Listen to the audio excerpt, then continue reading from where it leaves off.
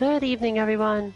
Welcome back to another Kame House lobby with the 2MK team.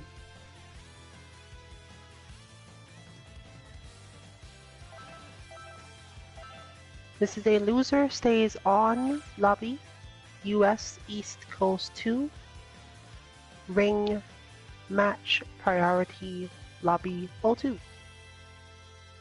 You're looking for a red hit standing outside of Kame House itself. The password is 2717.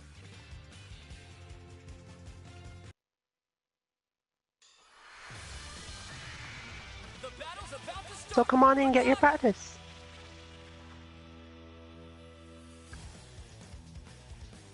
We've been hearing word that there will be some changes to possible parts of the game system a little bit, and definitely to tone down some of the stronger things, or the more oppressive parts of certain other characters.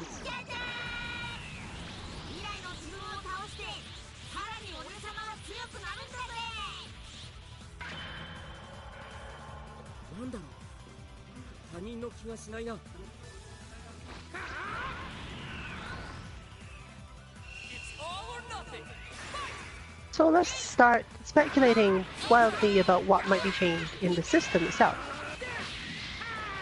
It's hard to think about that sort of thing for Dragon Ball FighterZ because there's just so much that is crafted so cleanly. Even if you don't believe it's done well for your personal taste, it's pretty clean. And it's very likely they're more balancing relative to high-level play than mid or low-level plays. But we will probably see some effects that has on the lower level of play.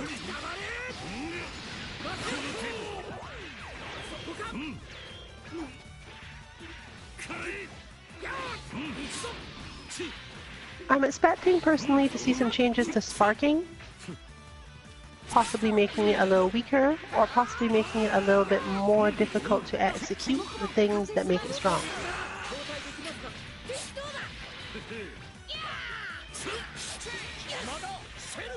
Outside of that, there's not a lot in the system that probably needs too much change. They might do something like slow dragon rushes even more, so that more people can tech them. Or the way block stun works from assists. Predictability is useful for feeling like you understand the game, but it doesn't make the game as dynamic as most things. So we might see some changes to the predictability of certain action types. In terms of their success rate, of course.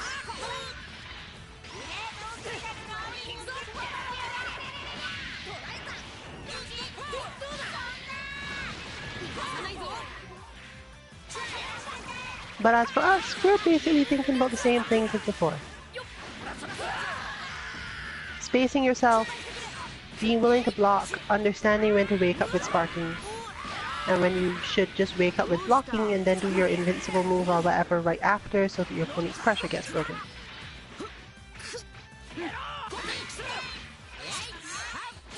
Spacing yourself properly with your heavies and using some mix-ups there to get Dragon Rush stuff and so on. And of course, when to swap your character out. We're generally assuming that if you are very serious about this game, you have on your own combos, you have your own pet combos and setups, and if anything, the issue is how to play matchups, how to play neutral.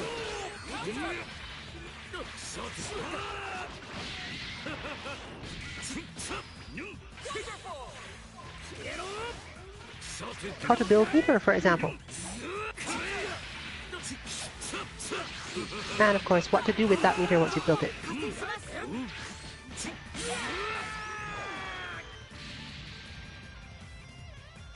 So again, for beginners, let's start from the top. Blocking is important in this game. And it's relatively strong.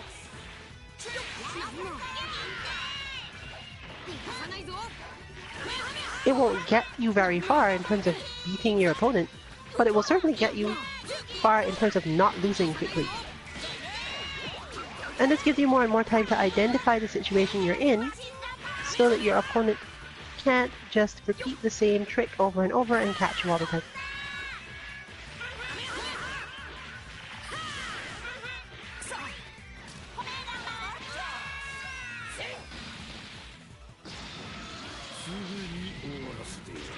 slowly walking them down is also important. But it's about keeping calm, and when blocking allows you to stay calmer so that you can make proper decisions. Another similar thing is learning when to recover, because you have a fairly large window within your recovery animations. You don't have to get back up immediately.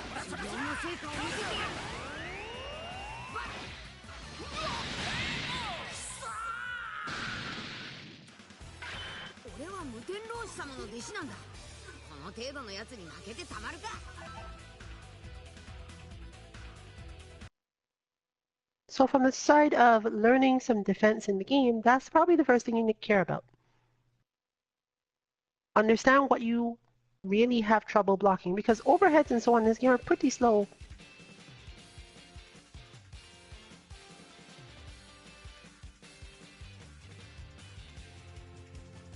And Dragon Rush is relatively easy to tech, since you don't have to hit the Dragon Rush button to do it.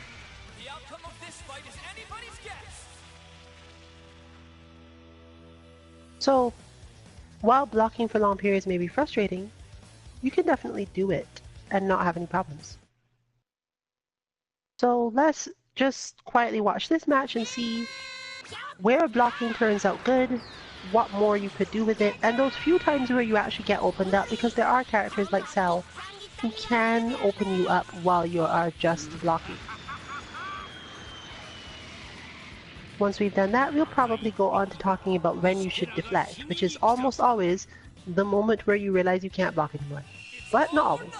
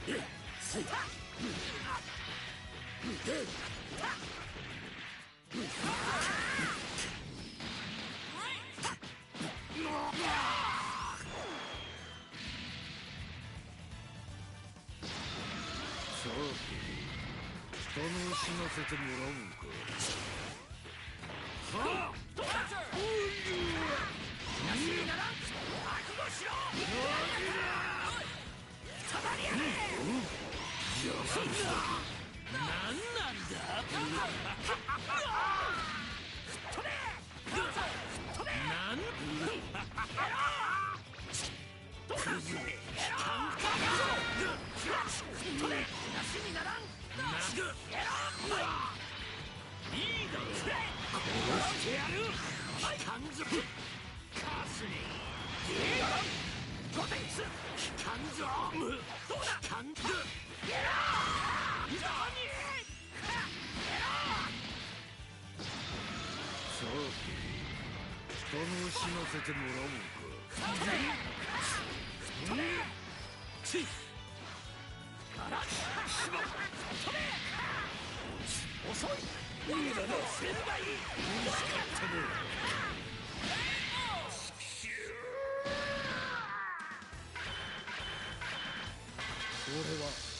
ーパーベジータだ。 Vegeta, win! 何が目的かは知らんが、俺が貴様を信用することなどない。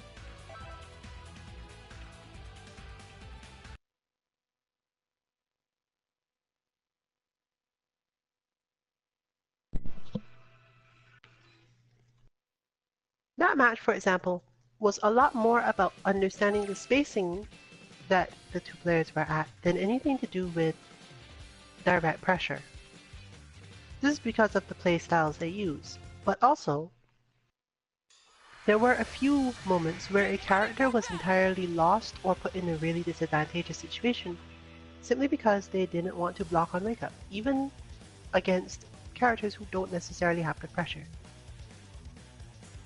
To understand what good pressure is in fighting games, you have to understand that your opponent being able to hit you for long periods of time does not constitute good pressure. Sometimes, the long period of time they're hitting you has a specific weak point or has, even more importantly, a limit, and after the limit, you have a lot of advantage. So just being patient enough for that can be enough to turn the tide back in your favor.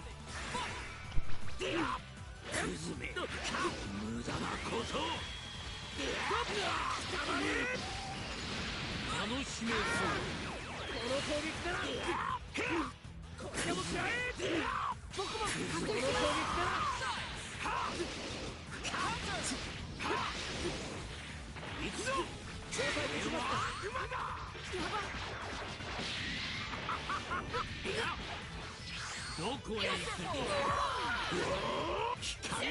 く。殺してやる。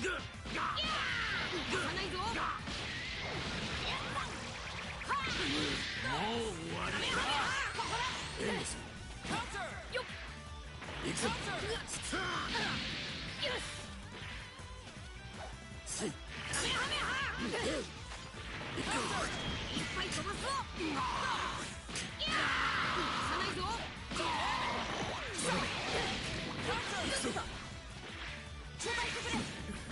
甘いな。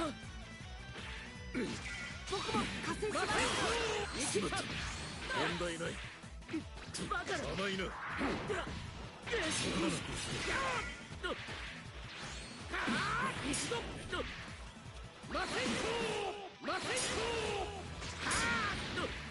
ゃあ少しだけ。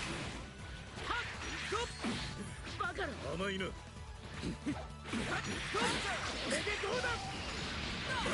行くぞ。そこだな。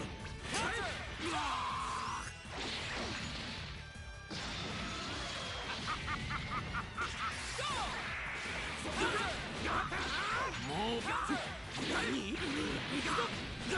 招待できますか？どうだ。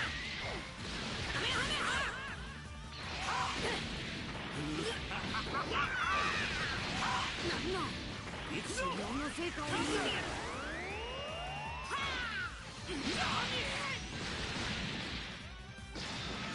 そう、人の死なせてもらう。ああ、なんだ。どうだ。逃がさないぞ。どうだ。よっ。くらえ。ああ。そろそろ。どうして。ああ。なんだ。僕も。この程度。うん、なんだと。すげえ。逃がさないぞ。終わらせてやる。バーリンだ。さてと、カメハメハ。ああ、この私にバリーを与えてる。はあ。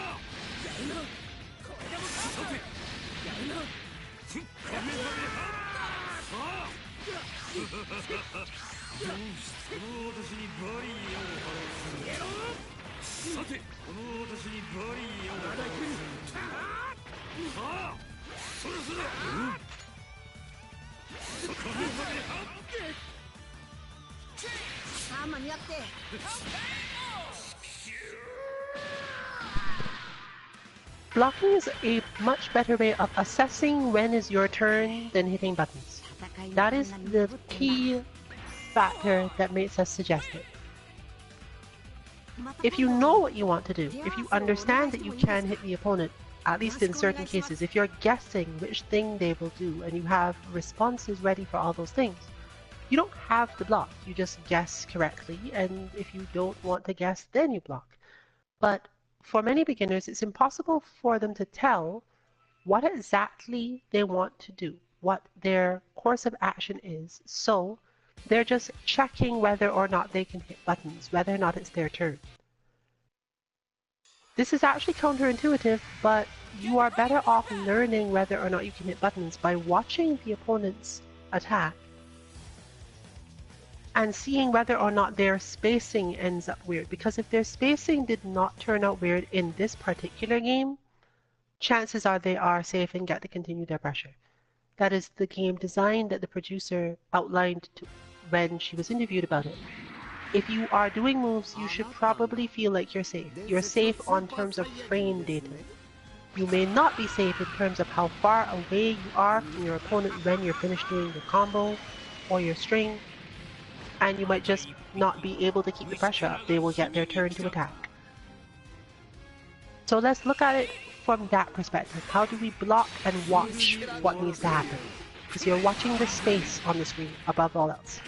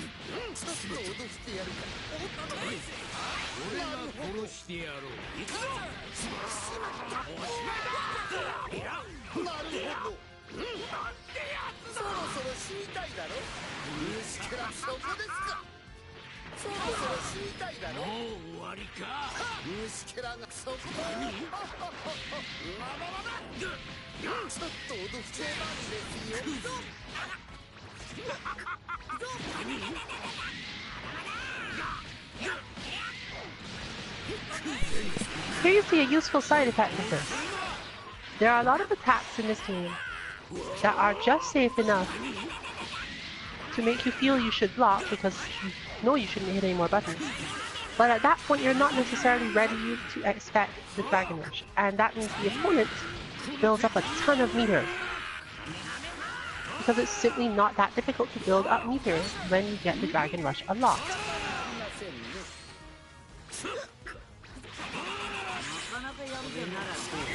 And as you can see here, especially for zoners, the situation that occurs after a Dragon Rush is teched is so heavily in their favor that they really don't lose out on anything whatsoever from trying to do it.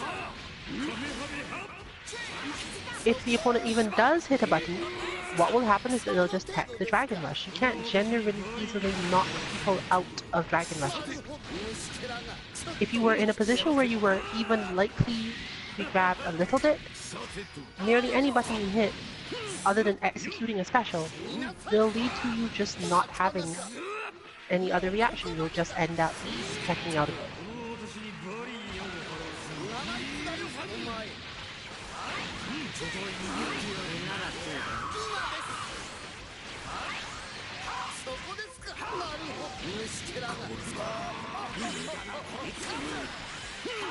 As you can see, for certain characters, that is a huge advantage.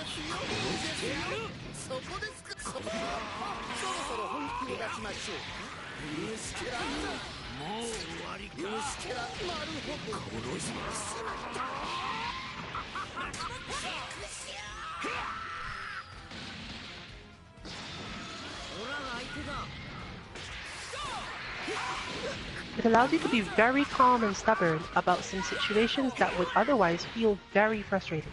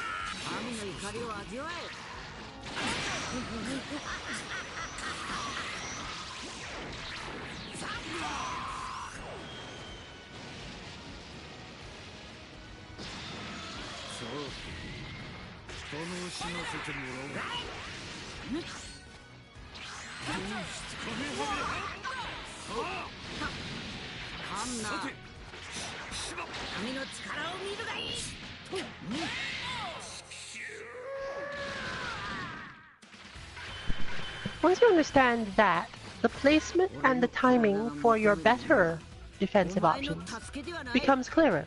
And with the understanding that you have those better defensive options as main options, you're much less likely to worry about taking small amounts of damage or even your opponent having the life lead.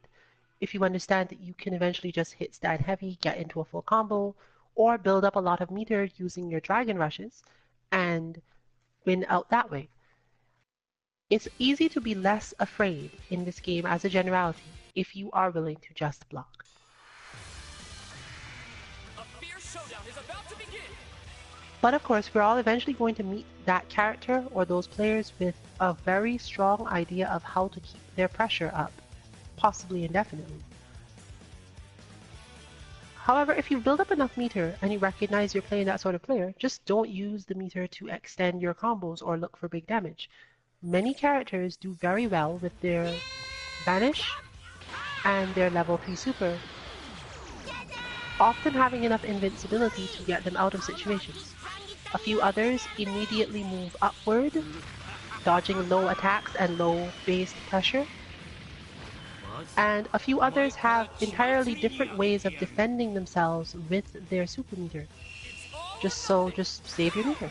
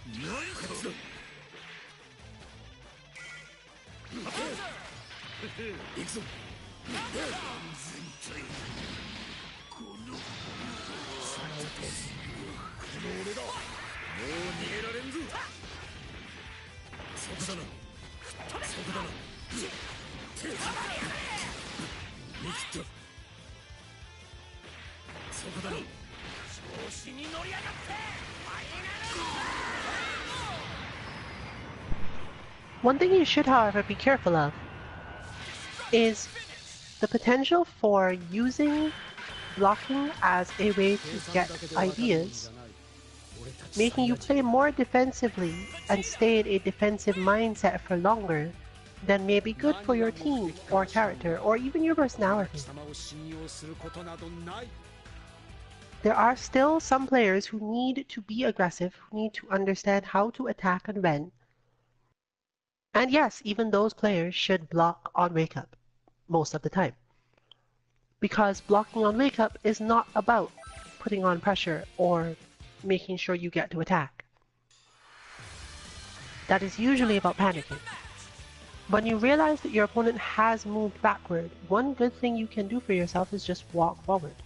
The amount of damage that you take in this game, especially if you are completely out of a range of anything useful, for just walking forward, is usually not very much. Use your character's mobility tools. See if you can bait your opponent into reacting to things that they don't understand the spacing of, for example. But if you block at the other end of the screen, eventually the opponent will start to do that before you. And in that case, you may end up caught.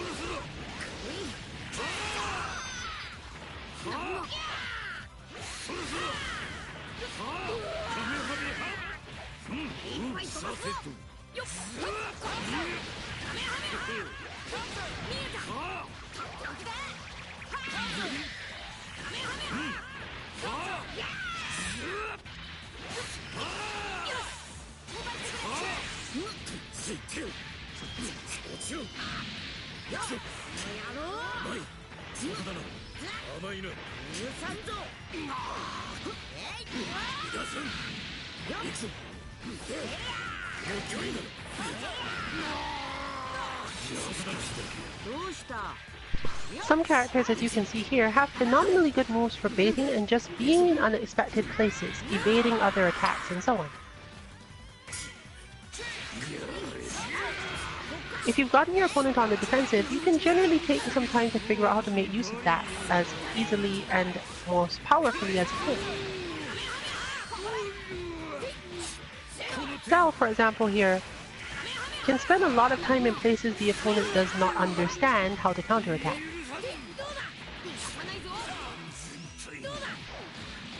Leaving them on edge and pushed toward doing very specific things.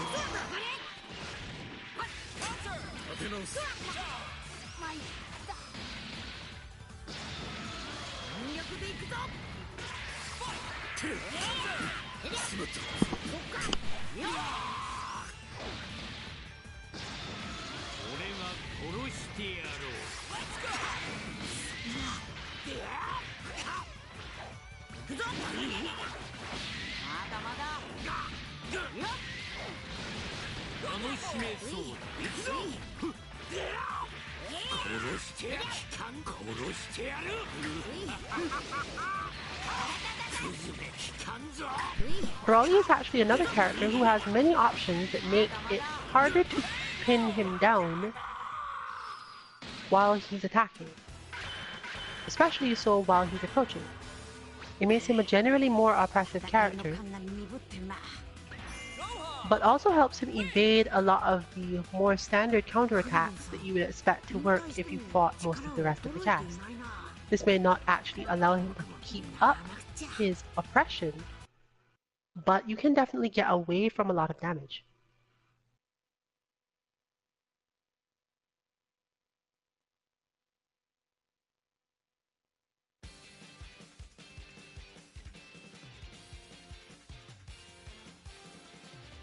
Using that method to improve your situation, therefore, Brace yourself for the coming battle.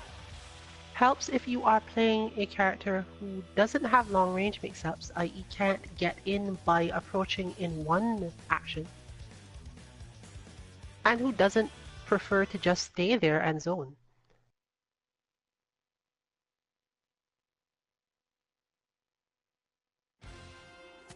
The game has a relatively large variety of characters spread across a spectrum pretty evenly though, so deciding exactly which of those things your plan should be has a lot more to do with the matchup than what your character specifically does, unless they're at one of the extreme ends of the spectrum.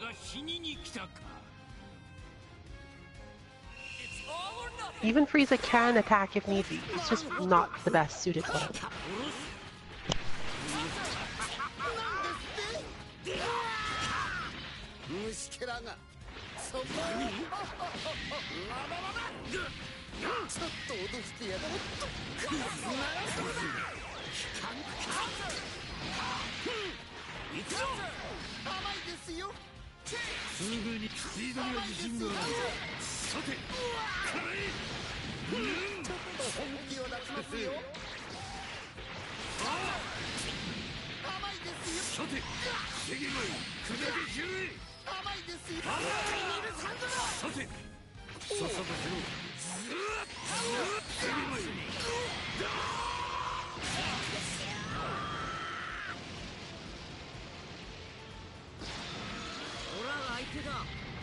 In situations like that, for example, it's important to recognize when you actually hit the button at the wrong timing and when the situation was wrong for the button you hit, more so than a matter of, oh, my opponent's pressure worked, or I guess they get to keep attacking there.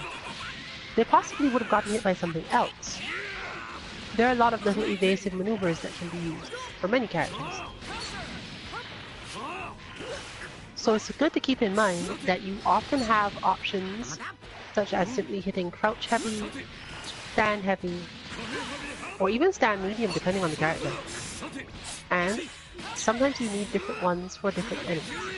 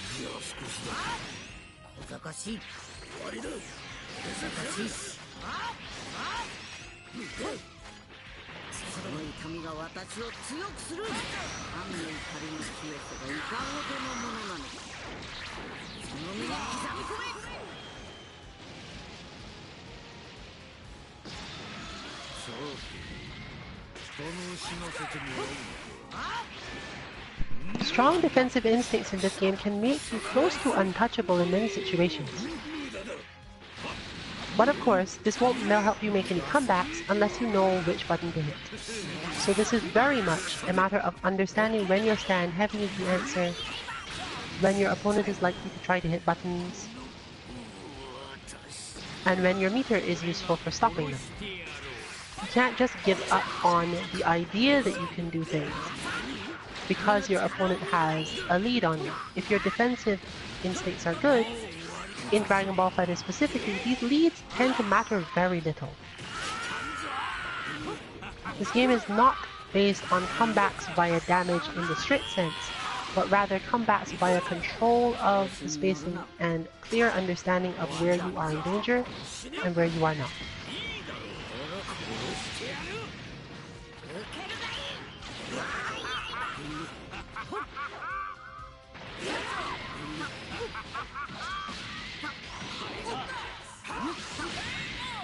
嘘だ。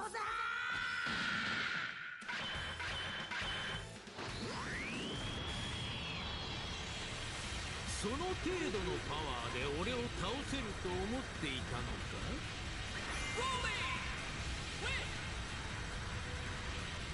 So put your best foot forward, hopefully in the form of a kick. And send your opponent flying.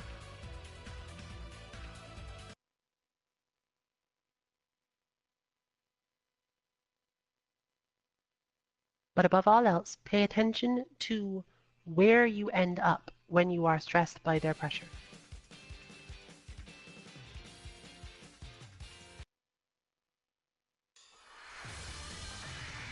It's time to face your opponent.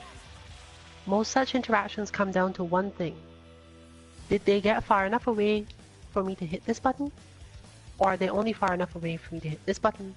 Or do I have enough space to use my escape move before they try to attack again? Those three things working together are normally enough to set up a full defense because your opponent's options are block, attack, and Dragon Rush.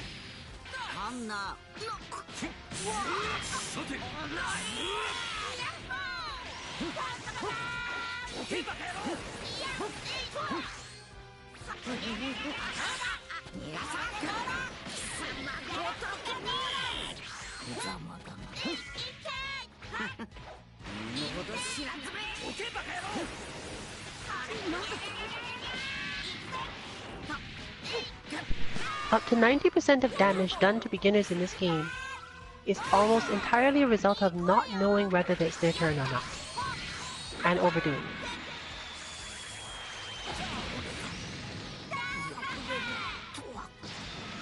This isn't really something you can avoid a lot, but it is something you should pay attention to and try not to mess yourself up too much morale-wise for those times where you think it's your optional turn and it's not.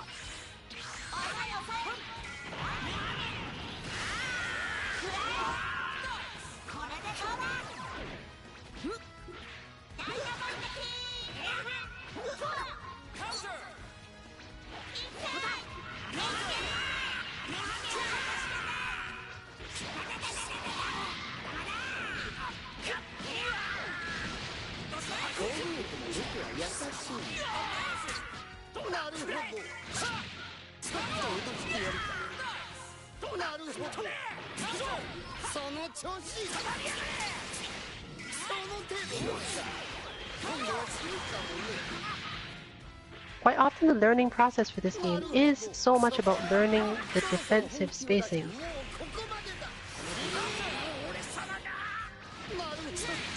So you just end up watching the game play out, especially against a more oppressive opponent.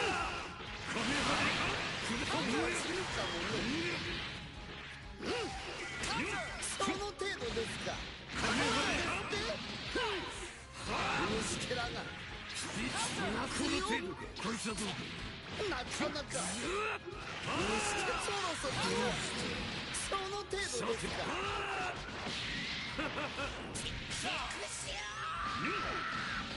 But you should endeavor not to be too upset or ashamed about having to do this, because the quicker you get that information, the quicker you get to stop doing it.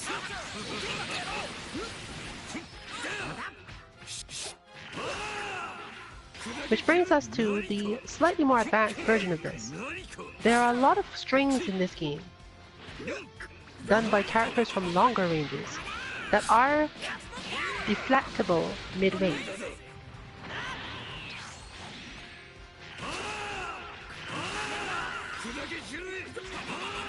Understanding your opponent's rhythm may not always allow you to launch a counterattack, but it can often allow you to simply parry up it.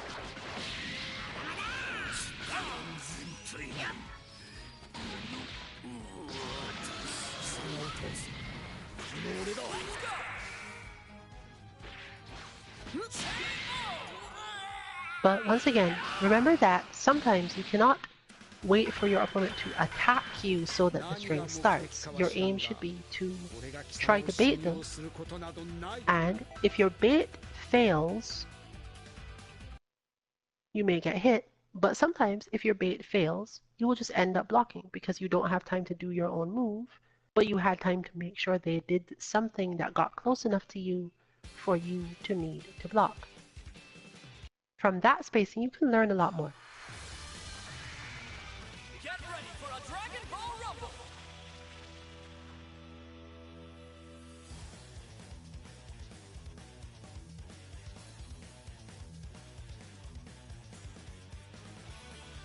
Knowing your opponent's game plan is difficult to do without either heavy experience with the game's characters and matchups, or functionally a lot of blocking. From blocking, you can move up to deflecting when you think you have some understanding, but don't know exactly how to respond.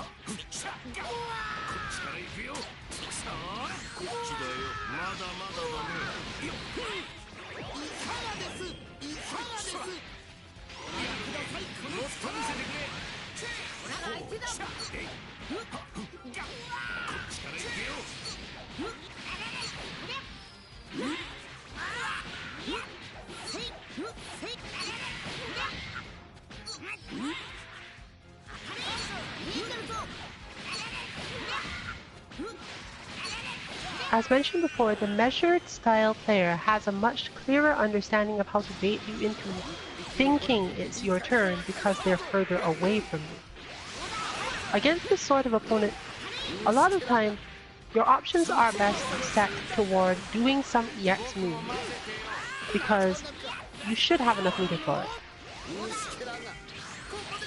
Vanishing is also extremely helpful, because they have made sure to give you enough space to get the vanish off, and it messes with their timings in terms of trapping you when they've knocked you into the air and you have recovered or chosen not to recover. Keeping meter around for that purpose against this sort of player is useful because it nullifies the guesswork in whether or not you are actually able to attack. You won't know for sure, but you don't have to care.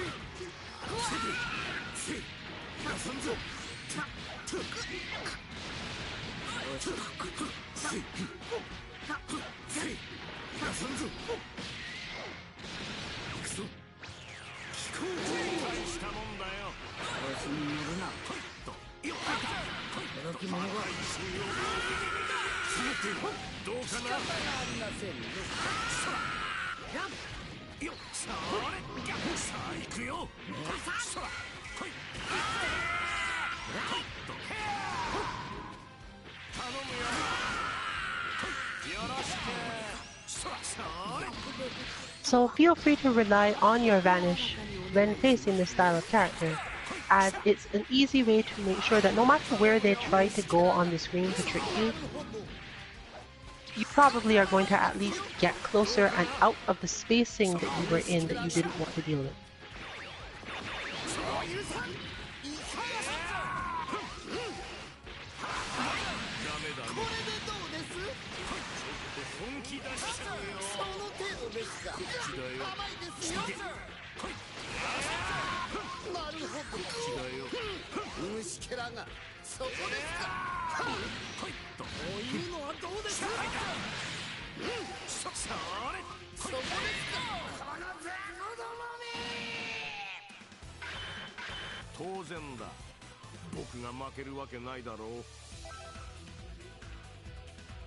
Allowing yourself to get caught up in what you feel is correct in the game can limit your growth in it considerably.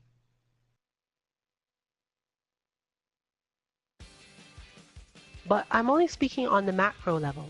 If one comes to the conclusion that the game is about attacking, so you attack more, that may not be how you were meant to play, and it may not be how even the characters you chose because you liked them are supposed to be played either. Get ready for a Dragon Ball Rumble!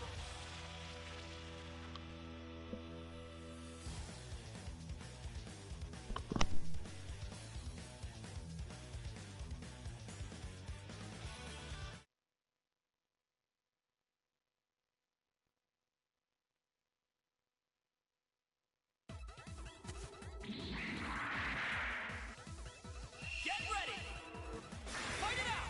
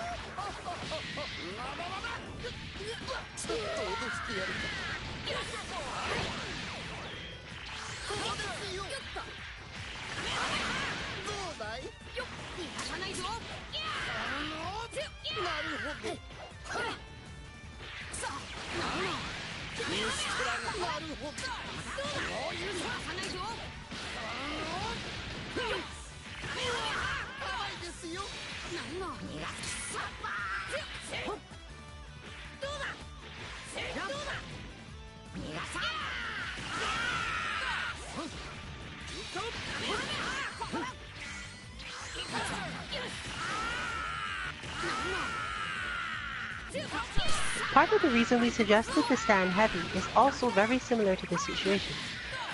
Once the spacing has changed, you are normally in a good position to just hit it.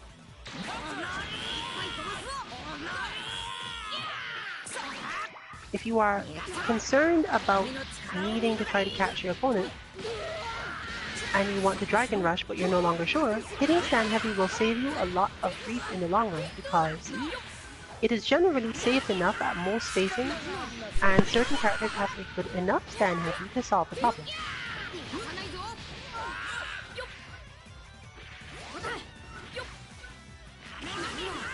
So, once again in order: full screen, baiting the opponent's responses and movement, or using your own long range attacks if you think they are going to start moving before you. Once you've gotten to a certain range, your long range attacks are replaced by your stand heavy because many characters who have good long range attacks rely on their stand heavy to buy them time. If the opponent is in a good position of their own, and you don't feel comfortable hitting the stand heavy anymore, then the Dragon Rush becomes the next option.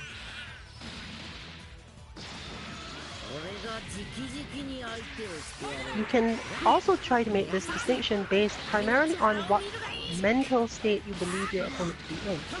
If you feel as if they're trying to get in on you, then long-range zoning attacks are your best option. If you feel as if they've become defensive but might shift back in, your stand heavy will likely just punish anything they do. And if you find yourself at close range and them feeling underconfident in their offense, at that point your Dragon Rush will probably solve your problem.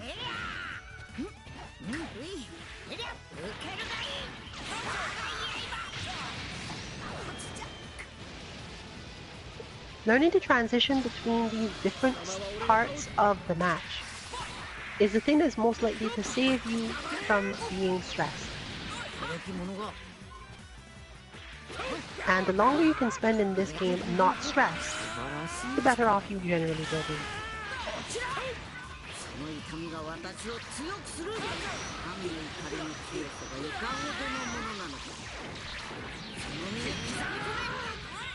This is the sparking.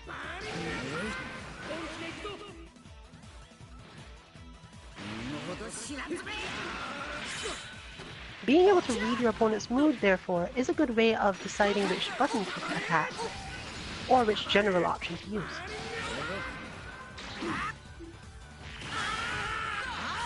But it helps even more that there are so many moves that are outright safe in this game.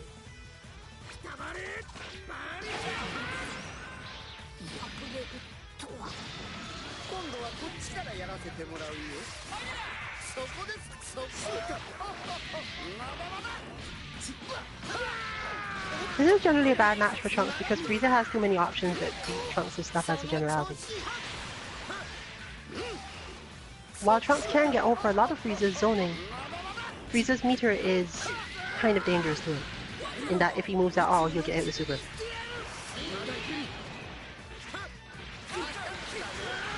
And if he doesn't move, he gets hit by everything else.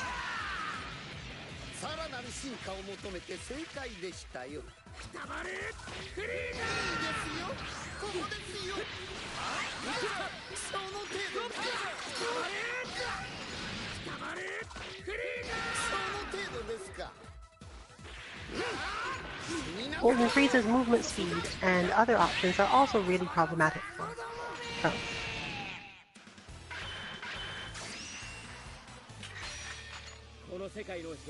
But in this case, the transformation did not quite pay off.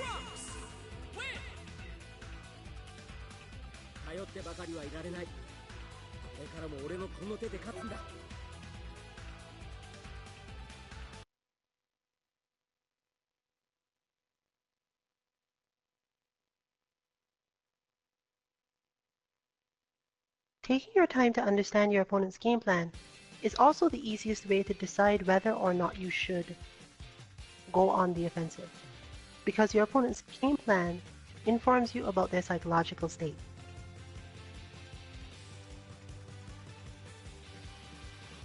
This often doesn't matter which characters they play, and it might be easier not to judge opponents by the characters they choose, especially at the lower levels of the game where they're less likely to have switched to the correct characters for themselves precisely, or even necessarily switched to stronger characters within the game system.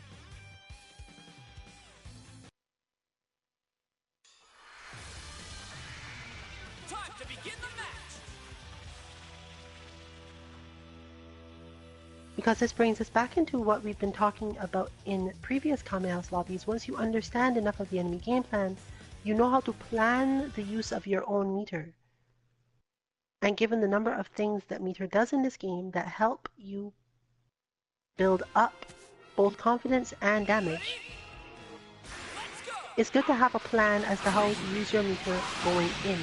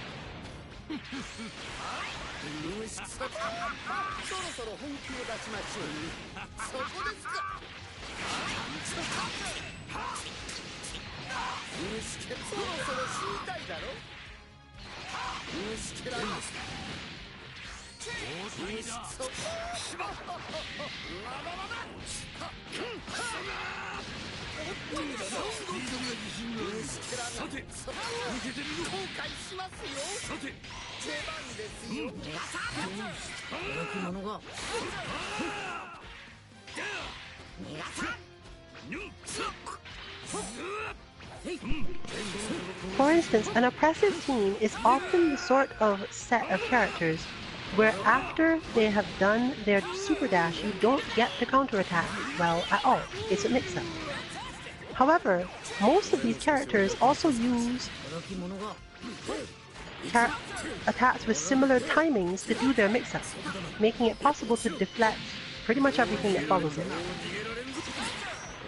They super dash and you block it and immediately deflect. If successful, it will send them away from you and solve your problems. If not, you normally don't take that much damage because the attack they have to use to get through the deflect is not one of their best. This is particularly true when the opponent's character does not have a super that can be done in the air. Or one that you don't really care about much because of the poor damage or lack of follow-ups that it has if they do it in the air.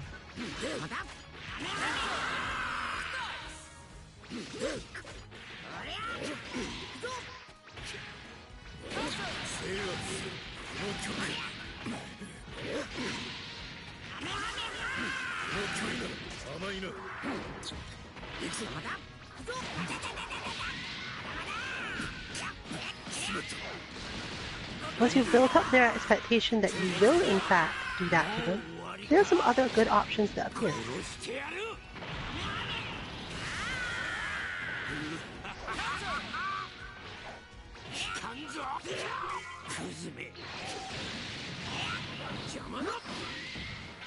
At that point, your job just becomes understanding which deflect to use, and in, for example, Goku's case, going straight to deflect into level 3 super.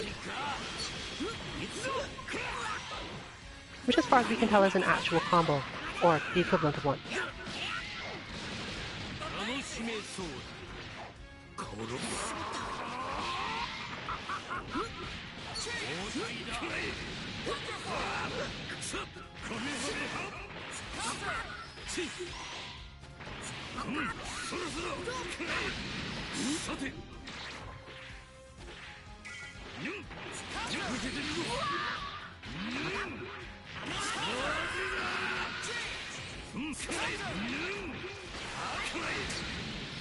Frieza also has good options that follow it even though they're not as guaranteed.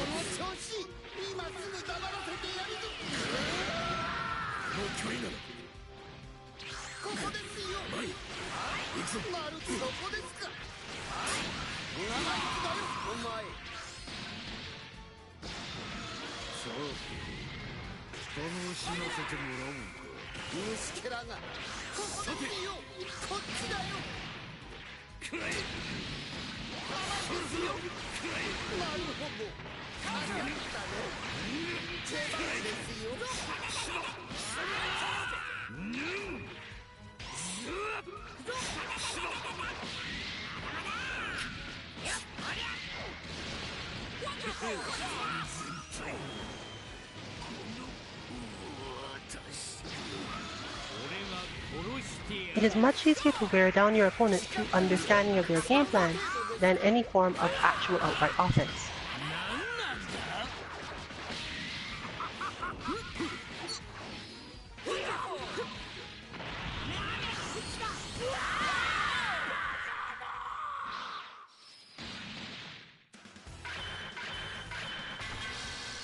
For example, there, the game plan we know to expect is that Broly will come forward because this is Broly's entire game plan. 隙は見せらんねえな This means that the likelihood that Broly would have been watching for the instant transmission Kamehameha was among the lowest possible, but letting Broly get in would have been as disadvantageous as possible. If you knew your opponent was a tricky sort of person and looking out for that sort of thing constantly, you might not have gone for the instant one. But one might not have gone for super at all. Understanding that the opponent's mental state leads to an oppressive attack opens up your options to something that doesn't necessarily do a lot by itself, but can be considered to be a good tactic with everything taken into account. Brace yourself for the coming battle. As a general rule, therefore, after learning to block and sometimes when to deflect, you should have enough time to start to actually understand your opponent and take some confidence, what I'm looking for, comfort in knowing that even if they do win, you have gained an understanding of their tactics so that it would be more difficult for them to do so again.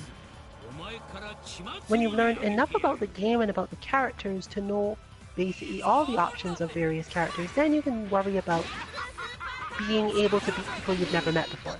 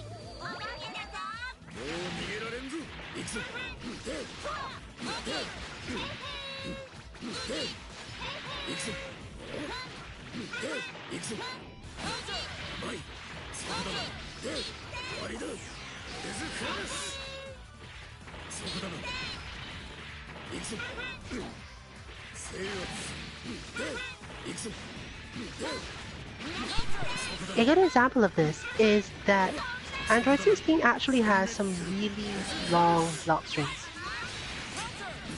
But they are exactly that. For the most part, the development of the character has gone in that direction because it allows him to eventually build up certain things. But overall, they are just really long lock strings. They don't necessarily have much, if any, chance of opening you up on their own.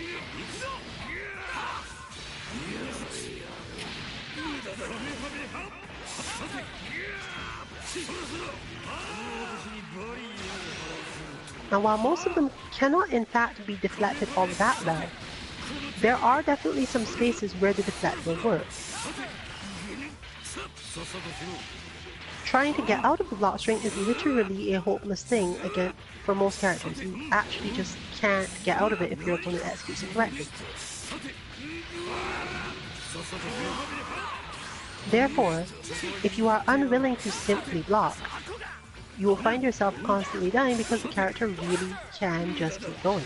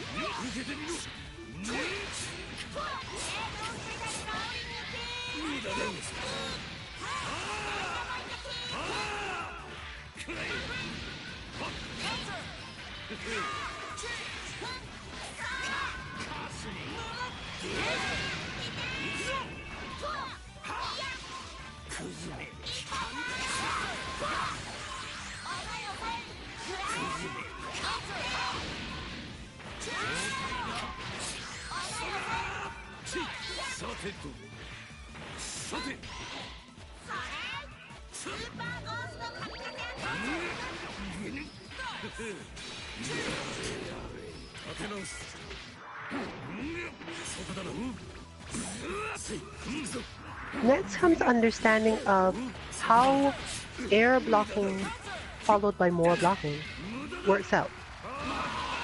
This is a much harder concept to grasp in the long term because air blocking has a lot to do with position in the air and momentum possessed by both characters at the moment of the attack. There's a lot more to learn as a generality about this mechanic than just blocking on the ground. If you're coming from other games where you're less familiar because there is no air blocking, there's a lot to work out.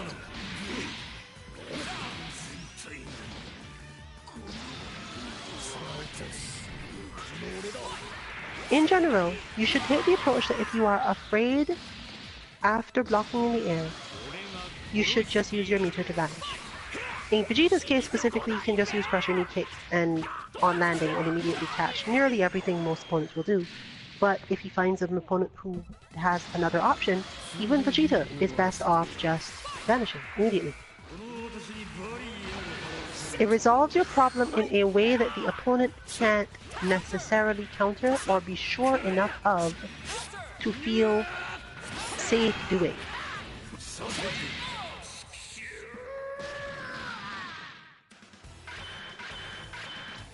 Practically the only character in the game who really doesn't care if you vanish out of your air block against them is Beerus. Presumably, Fuse Zamasu is going to have similar capacity with his fly unfly, but generally you should assume that if you block a super dash in the air or some other thing, just vanish.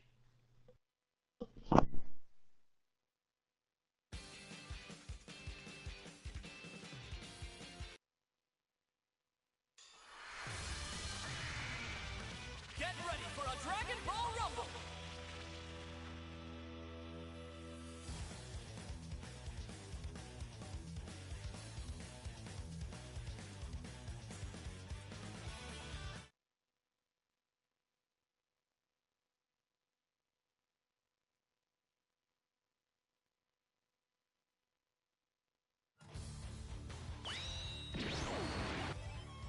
Are you ready?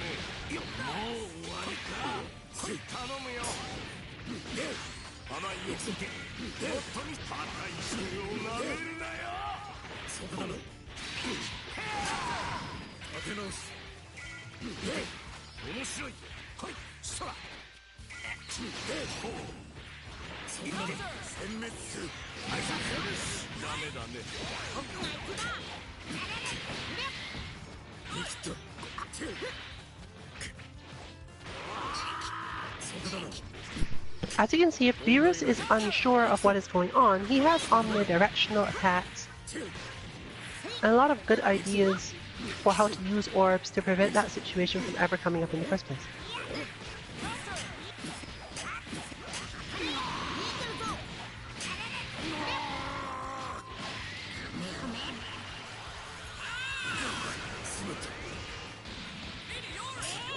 Another situation in which this is useful is this spot in the corner where you don't absolutely know whether or not your opponent knows a follow-up, but you expect them to try. Well, the attempt of trying to follow up on corner pressure like that means that they will almost always be open to the vanish, which you can just do immediately. You don't have to be on the ground to vanish, you can do it straight out of your recoveries, everything, you're just fine. So if you feel yourself being pushed into the corner and you think your opponent might have a follow-up, When you recover, vanish immediately.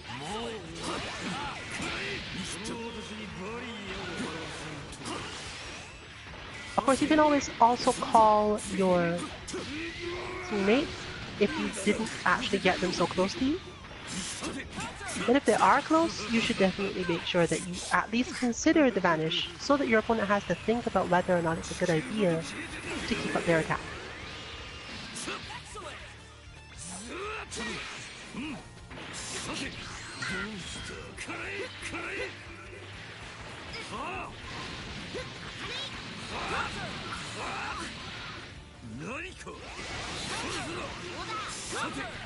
This is the way to think about the progression of skills. In previous streams I talked about how to do all these things, but not the why. And the key thing that puts them all together is understanding how to block and analyze game plans so you can decide why you want to do any given thing.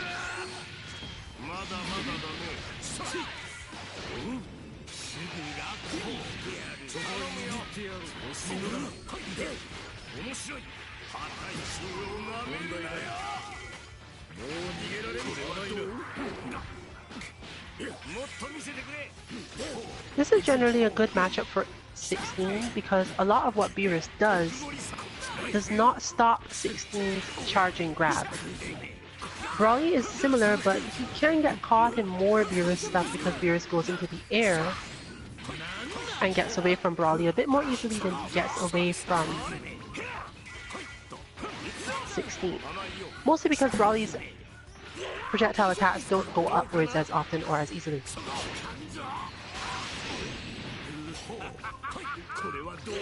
Forcing him to rely on his super dash to get into that position most of the time.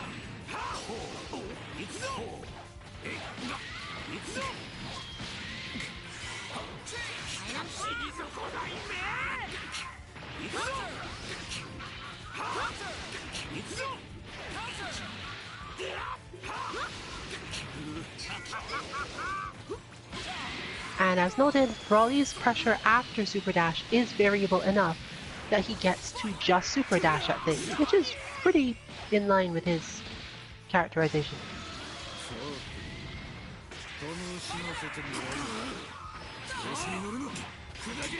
Cell has similar capacity, but is much easier to deflect. Nearly everything Cell can do out of that means you can just deflect. Broly, you have to care about at least whether or not he's going to go up, down, wherever. He won't necessarily hurt you, but you might make a mistake if you overcommit to the defense yourself.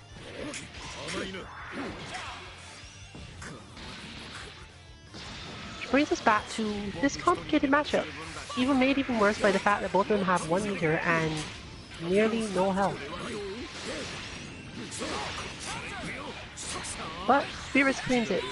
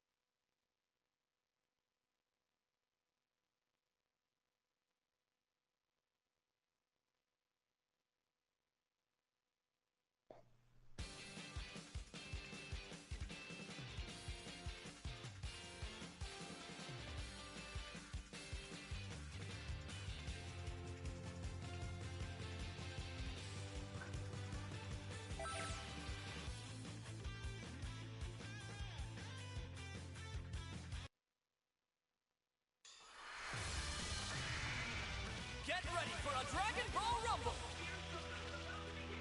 By contrast, this team is made of characters who are really good at preventing the approach of 16, but who are much worse at preventing the approach of Broly. And Cell, of course, somewhere in the middle, helping out with his assist. 16, on the other hand, has some good options because Cell and Broly are covering as assists. Broly can get in by himself without calling them at all and get things started, but if one needs to do it again or switched out midway, well, the other two are capable of helping 16 make sure that he can get in.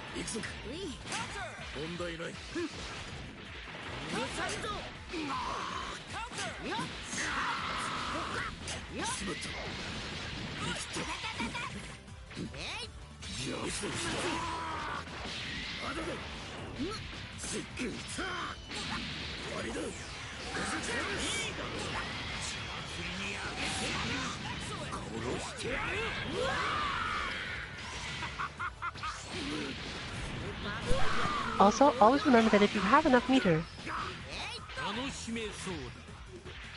calling in your teammate to assist with your super is a good way to switch in whoever you like. There are a few situations in which it's easier to just land the super. Even if you expect it to be blocked and the other super to be blocked, it's basically spending 2 meters to make a switch, but also covering a lot of space on the screen and making sure your opponent can't just do what they want.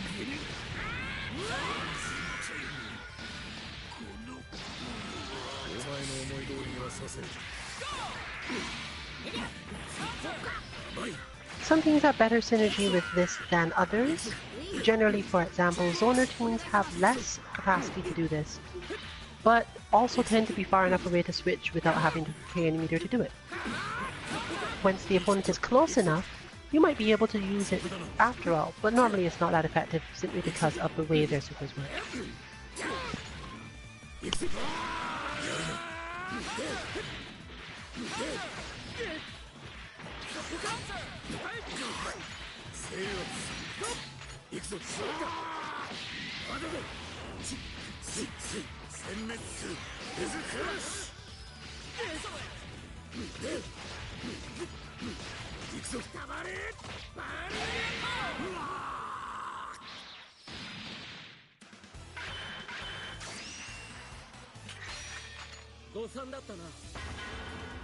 Trunks! Win! 頼ってばかりはいられない。これからも俺のこの手で勝つんだ。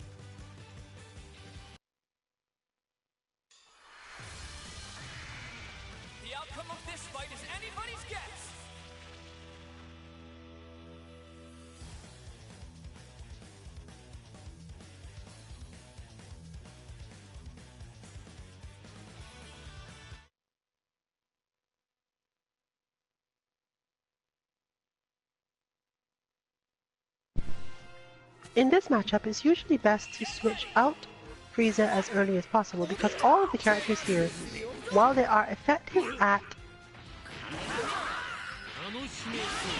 moving forward, Frieza also only has one way of dealing with that, and they can bait some stuff from him. It's therefore better to give Frieza his chance when he has at least enough meter to have the options of his EX attacks and so on, whereas Goku has a lot more freedom. He can be in the air or on the ground without too much stress on his part. What Goku lacks is the ability to stop characters who move forward with specials but can be hit with basic attacks, just single Ki blasts. Since Goku's single Ki blast ability is much less than a lot of other characters, he's not as good at keeping that up as compared to, say, 16. But Frieza has this ability. Frieza can just mash special and have the opponent pinned to the other side of the screen. But against this particular character set, this is not a useful tactic most of the time.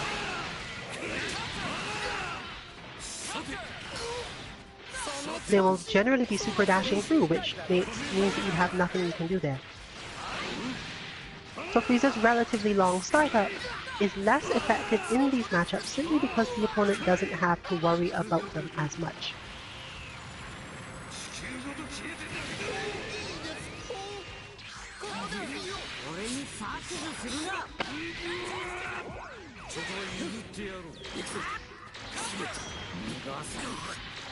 Black is well suited for this, however, because his long normals, extremely high control with his heavy, and ability to attack from ground and air, even if they're not all so great,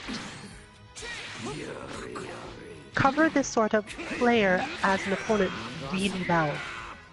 There's very little action they can take that won't bring them just about into the range of one of his attacks. Understanding which attack to use is then up to the Goku Black player, but they generally have enough spacing and timing that once they get pushed out in the combo, they don't have to worry too much.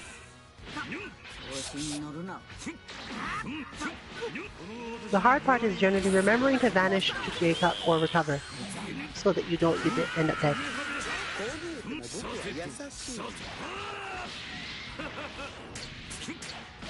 But you can see that in the long term, despite the fact that Goku Black lost a lot of health, he's not really the character that was intended to do a lot of the heavy lifting in this matchup, and did his job building up meter for the others, allowing Frieza a whole lot more options.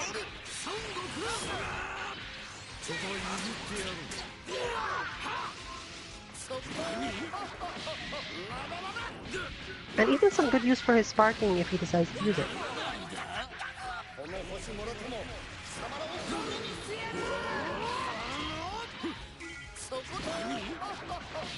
Because there's nothing worse than trying to get in on Sparking Blast Frieza.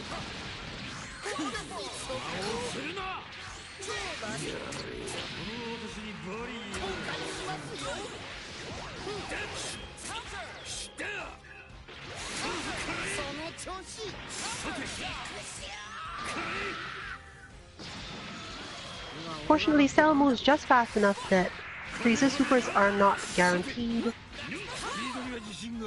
and you can use that for your defense.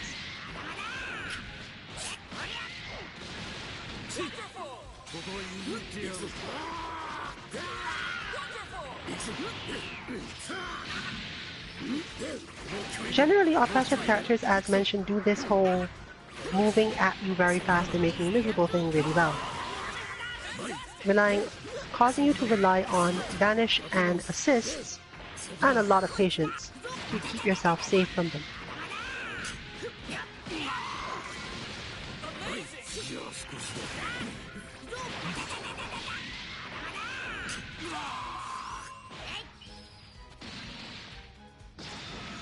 そうショーの始まりだ。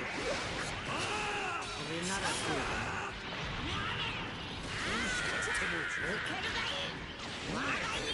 無駄だ。Goku, of course, also has the capacity to do very late cancels out of his super, as just mentioned before about the zoning super system.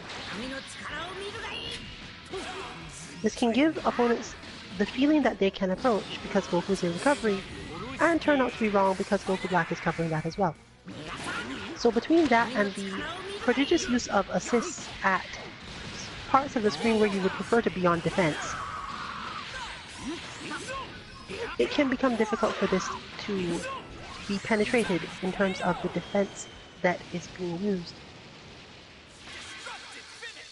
Even for oppressive characters, the amount of repositioning that this zoning key is able to do means that the oppression only works when there's enough meter or assist to keep it going.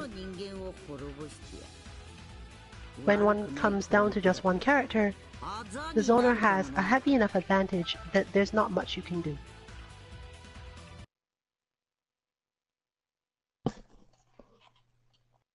For pushing forward against such characters, therefore, the easier way to do it is to use your own meter primarily to get in, to link in the correct character at the right time, or to just vanish and appear behind them and see what you get. However, once again, zoners don't care as much if you raw vanish and hit them, so you should use this sparingly unless you were pinned down in some way, or another good use for it is in fact buying time for your assist to come back. While we have often told people try not to use your raw vanish, there is the fact that with enough time bought, your assists recharge enough to actually get you in. So keep this in mind when your assists are down, but you don't know what to do against the zoner. If you raw vanish, most likely you'll at least be close. If you hit them, they'll be far away from you again, but at least by that point you will probably have your assists back. Time is a resource in Dragon Ball. In the show they abuse it terribly, but it's a resource.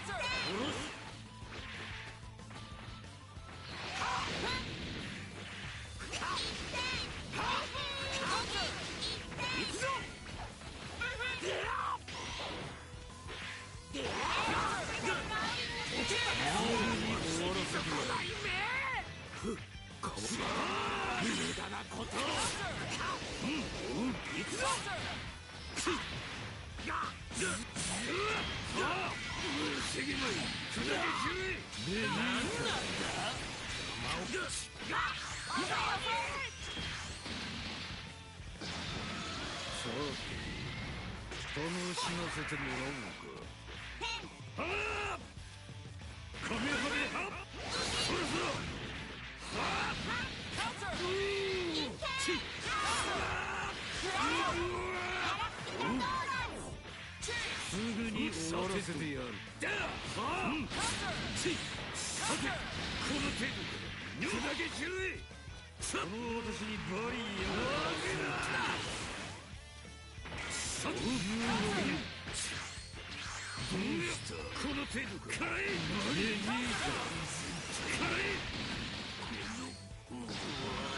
お前の思い通りにはさせん。殲滅する。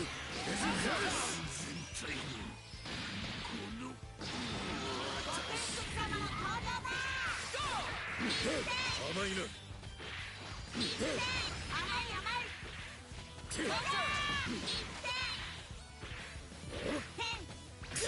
行くぞ。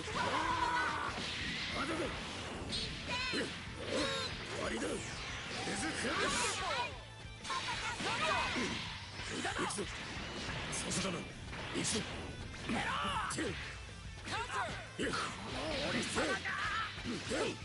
そこだな。行くぞ。もう逃げられんぞ。行くぞ。行くぞ。まだだ。せって。見つけた。こっちだ。そこだな。もう逃げられんぞ。立て直す。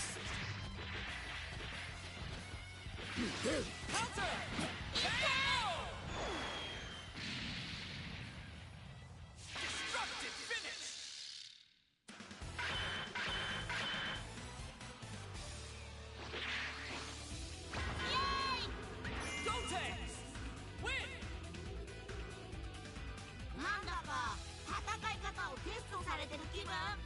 頑張ったからあんまり怒らないでほしいな。So of course this brings us to the next question of how to optimize this flow. The thing is that this is generally very character dependent, which brings you back to contemplating matchups, which is generally what we end up doing in the second half of the stream. We, as usual, have the full gamut of potential fighting styles.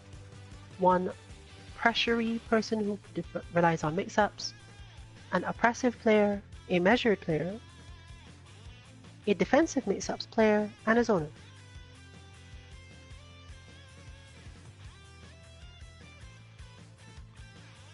There's also, of course, some switching around that happens, but the overall goal in terms of understanding opponents by matchup in this game is to figure out how to use your meter in each matchup.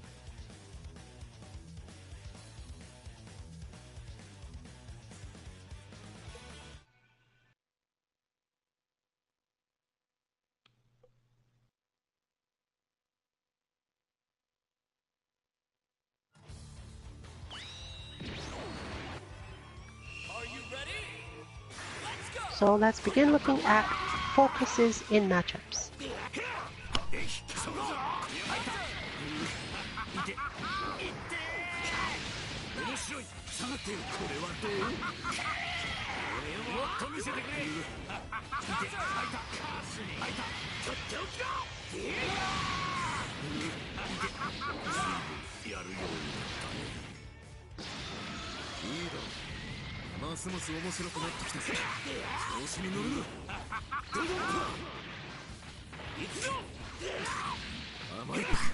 One thing that shows immediately in this matchup is that the measured player's style of baiting a reaction does not tend to work as well on oppressive players, because their characters have very powerful or very armored moves.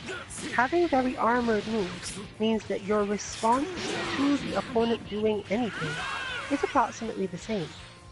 And no matter what they do, there's a good chance you're going through it. Brawly therefore is able to hold a relatively large advantage in this matchup until Team Gohan appears, because then he has to worry about multi-hit moves.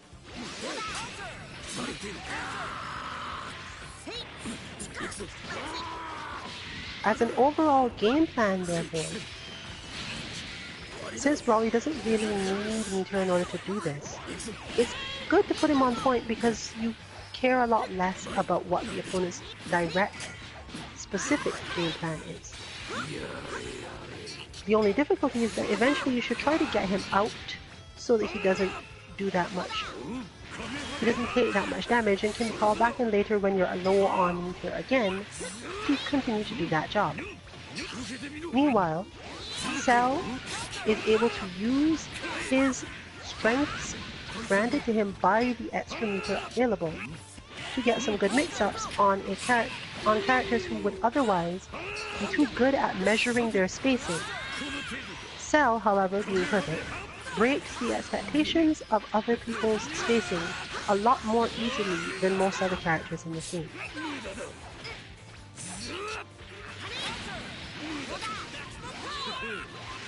And he can afford to waste some energy on both his regular Vanish, as seen there, and his special type of free warping.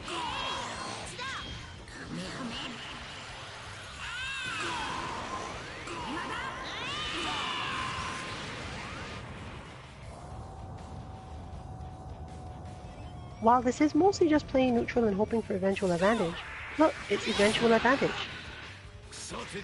A good Cell player with a meter advantage large enough can probably go through the entire enemy team if they have had enough time to break down that enemy team's game plan.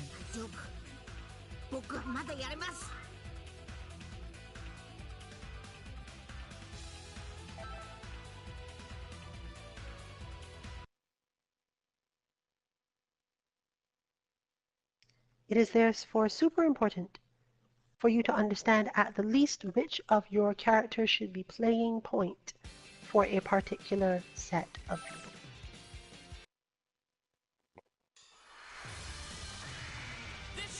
And even if both players decide that they want to switch to the most advantageous one, there's a chance they'll hit somewhere in the middle where they'll both be willing to settle for that, or someone will take advantage of the other person trying to switch and use an otherwise suboptimal character to throw in some damage. Maybe get their switch at the end of that.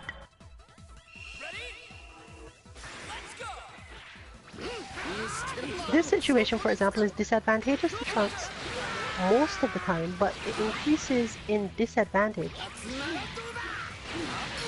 by Frieza having more and more meter.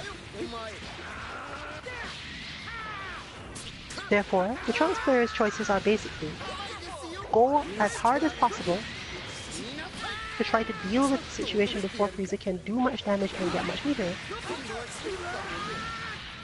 or switch out and hope that someone else on the team can deal with Frieza better.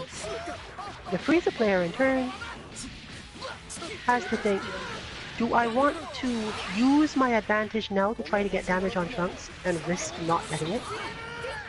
Or do I want to bring in someone else who can handle Trunks to earn me some meter so that I have a much bigger advantage against him later?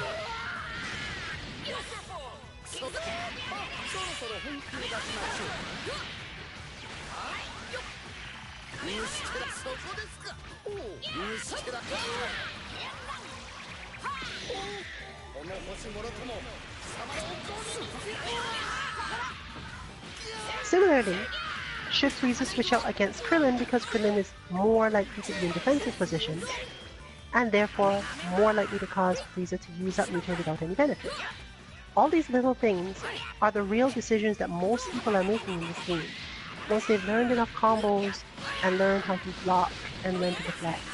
The question comes down basically to, should I do this to get advantage, Or should I save the capacity for something else?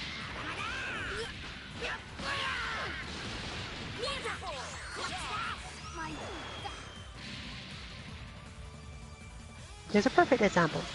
Using Vanish on your opponent's wake-up because they would end up feeling, for example, that you dropped your counterattack, but you know it's going to finish them, so you don't care. Raw Vanish damage is not that bad. When you have your opponent on the ropes, it's actually one of the most likely things to hit because they're already feeling stressed out in some way.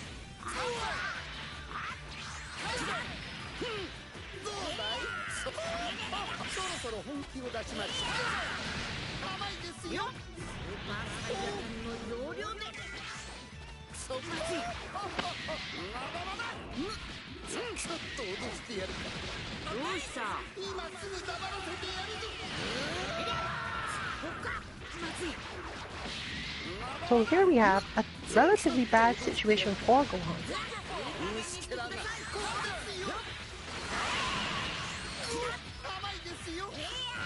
Fortunately, Frieza did use up a lot of meter without too much benefit, so there's that. But was that all a plan from the opponent to get rid of Frieza so that Trunks now becomes effective? Thinking about whether or not that was a thing you could do changes the matchup. Since Adult Gohan is good against both Goku Black and Goku himself due to his strong counter zoning. And Trunks, even if things turn sort of bad, now has very little to worry about because there's no Frieza. On the tactical level, therefore, making the comeback from here requires a lot more specific thought, even though they seem to be even. Even with Trunks having been defeated, this still isn't yet an advantageous situation. One has to think about how to play your way through this and use all of that meter to maximize your advantages.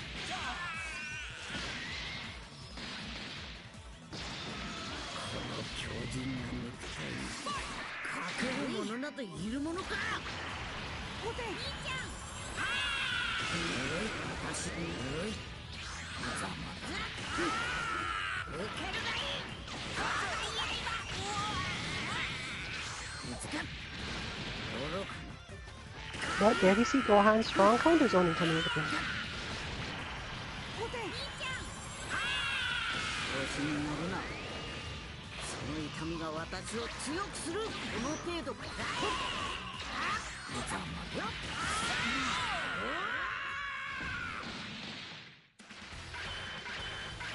Thinking of your tactics throughout the match can be hard, but it is often the part of the game that is the most fun.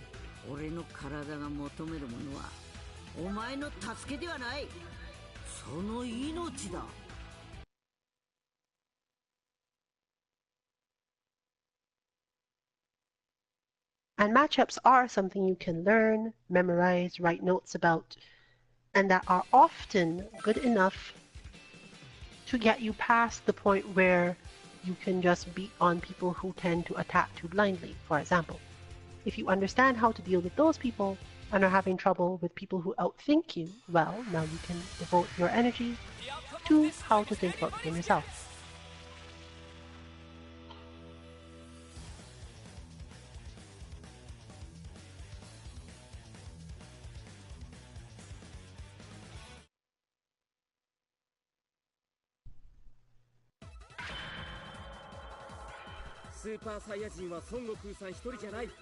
Similarly, in this matchup, Kid Buu and Trunks go fairly even, so there's no specific reason to change out too much. They're both able to spend a lot of time in the air if they need to, and avoid the opponent doing so themselves. Trunks, however, suffers when forced far out against Kid Buu, and needs to use a lot of slowly advancing tactics, making it hard with this particular team because neither of the assists available to him are good at closing the space. Tactically, therefore, it could be better to switch to Adult Gohan like this because you are able to cover much more space, and if you know that the Kid Buu player has chosen to try to keep you away, having other options, such as Gohan's elbow and his Ki attack, are both helpful. Gohan simply deals with the needs of zoning better than Trunks does. But we end up at the Adult Gohan mirror. So a lot of this is thinking behind the scenes. What you see happening on the screen is only half of what is going on. Both players are probably thinking about which character is the biggest advantage, how much meter they have to make use of that advantage, and what, if anything, would prevent their opponent from switching if they went to a character with a higher advantage in the current matchup, but maybe more weaknesses. Lots of little things come into play there.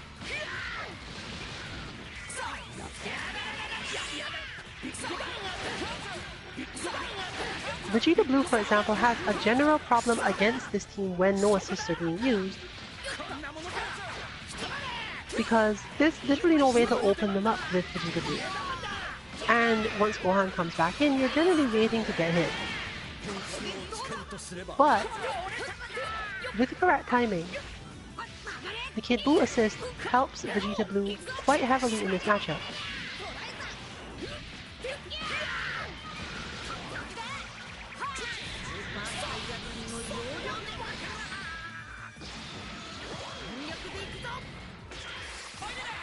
Similarly, Gohan has a lot more options when Kid Buu is available to help out. Frees up for a lot of spacing, and against opponents in this case who don't spend that much time in the air, Kid Buu as an assist may be more valuable than he is as an attacking character, because as an attacking character most of the time he's just pushing on a defensive player to open them up with very few actual tools to do it. Whereas as an assist, he is helping the character who has better tools for getting in and opening up keep the opponent quiet long enough to do so. While he's not necessarily good at keeping the situation in pressure, he's good enough at helping begin it to make it worth the effort.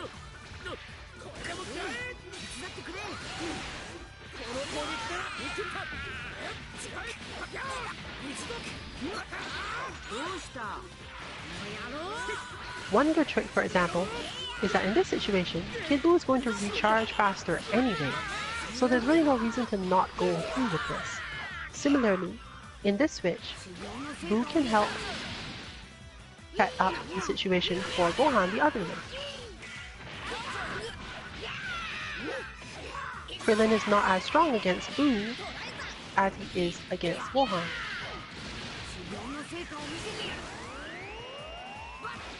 And therefore, tries to finish Buu off as quickly as possible.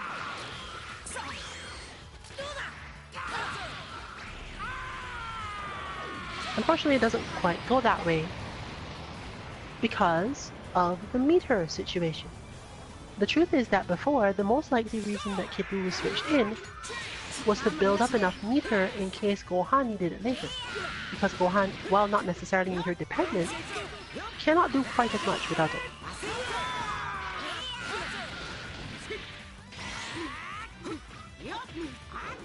He occasionally needs to use the meter on the EX to try to open them up a little bit more.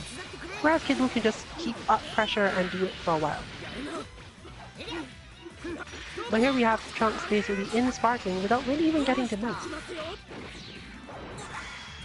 But the dash up command grab for the win, literally.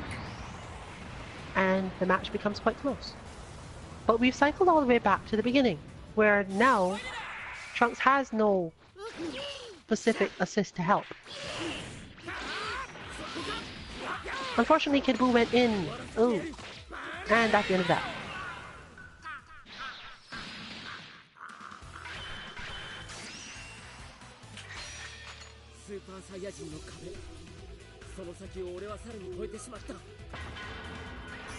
I'm going to assume the hard read, given that the entire play point was that he didn't need to go in.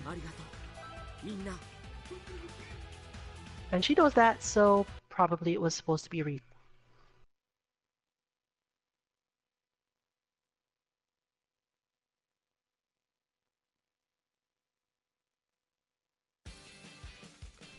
It can be really discouraging to lose in that way, and maybe enough of a psychological effect that one should generally be able to say, maybe I don't want to go for the hard read for the win, even though it might cause me to lose. Because for some of us, depending on our personality, it's just more depressing to lose by going for the hard read and failing than it is to defend and get opened up and lose.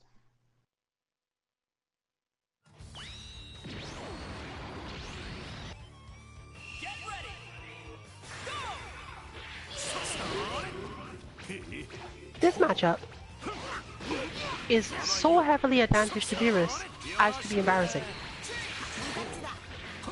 And as you can see, Simon is just not going to deal with that at all.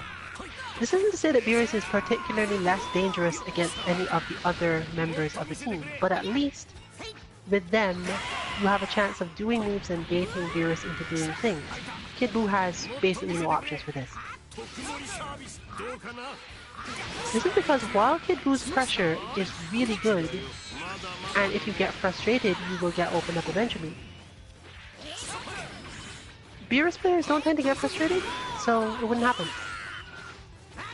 He also has really good multi-directional movement and some really strong defensive tactics that are possible with his orbs to resolve the situation. If you eventually drop so that you are no longer using that particular method, it gets worse for you because he has a really long crouch medium. So you can't move around freely and neutral in the first place. You have to stay quiet and stay where you are to be absolutely sure you'll be safe, which in turn gives Beerus a lot of freedom.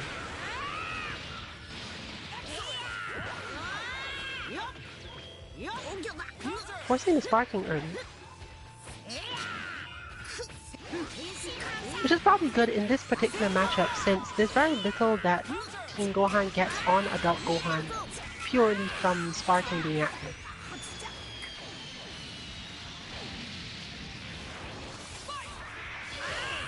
This matchup is much more in Kid Buu's favor,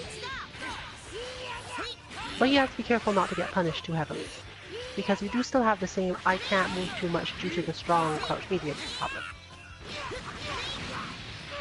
And since Team Gohan, like Beerus, can spend a lot of time in the air if he wishes, Kid Buu is a lot less able to control space with his regular attack.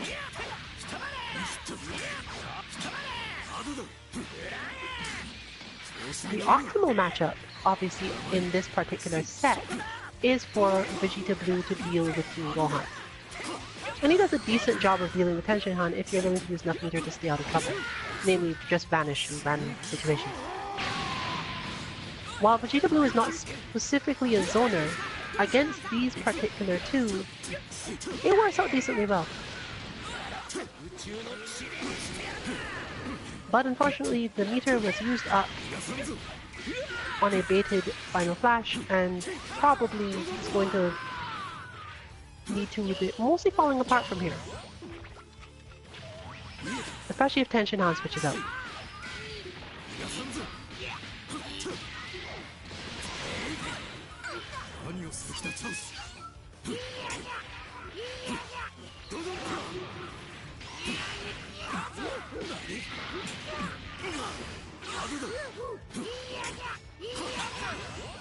But a moment of fortune in that Tian did not switch out.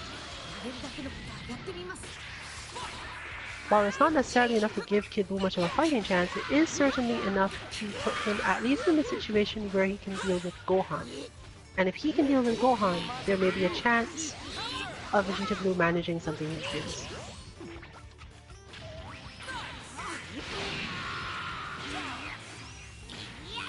But there's that forward moving crouch heavy again.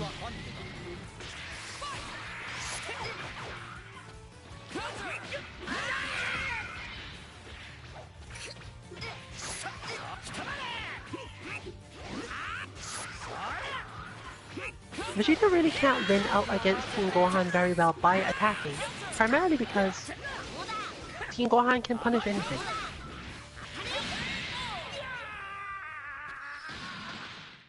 Which ends up with that situation of sitting and waiting for the pressure to end, which it does. Team Gohan does not have as good pressure as adult Gohan. But until you understand it, you've basically lost the match at least. The best you can do is block and gather as much information as you can.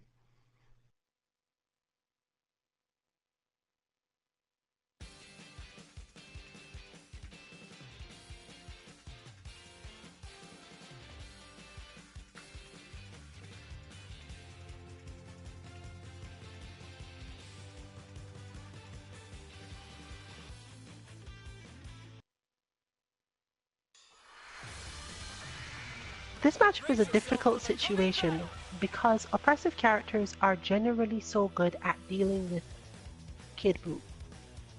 Adult Gohan does have a chance here, but if the situation turns around on him too early or he doesn't get enough meter, he's also in trouble. So one has to rely on Vegeta to carry them at least for a while without dying.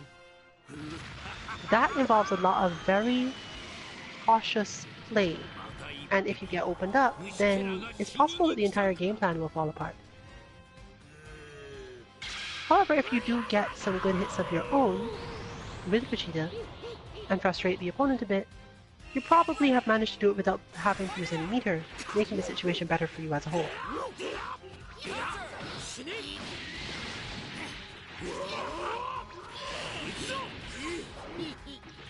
As you can see, even with Kid Buu attempting to stay out of the way for most of Broly's stuff, there's really not much he can do because of the number of vectors Broly has available to him, and how easy it is to armor through Kid Buu's longer normals.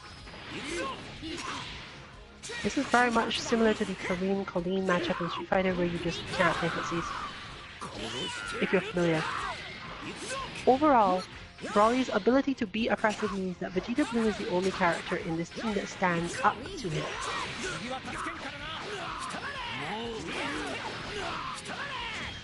Because with multi-hit moves that lead very far away, tend to reach Broly before he can get much armor up, and some good zoning and long-range options for when Vegeta just doesn't feel like dealing with going at Broly head-on. He can at least buy his teammates some time to reach the point of the match where they are most effective.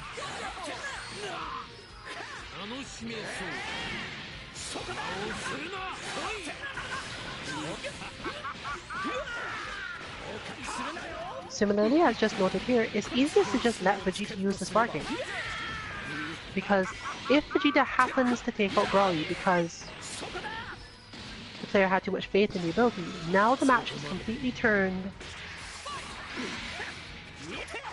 in the other team's favor. Vegeta's job is done, he can switch out,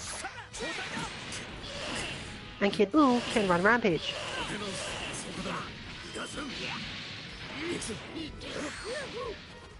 Because Android 16 is remarkably weak against Kid Buu at this level. He basically can't approach, and Kid Buu can stop nearly all of his vectors with correctly timed grabs and long limbs. While he does have armor, it's generally not enough to keep the situation under control. And pursuing Kid Buu when he is not out in the air is equally useless simply because he will just be able to use the B-Wall to come back down.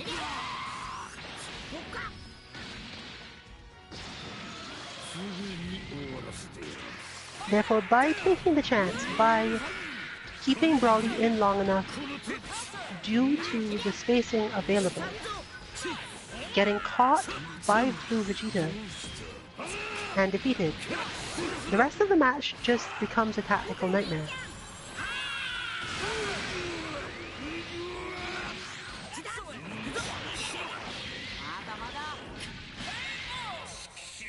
But while that might feel as if it was a matter of the dominance of a player in terms of how many hits they landed or which moves they were able to do, that match was decided more so when Brawly died than by any direct interactions of any other kind.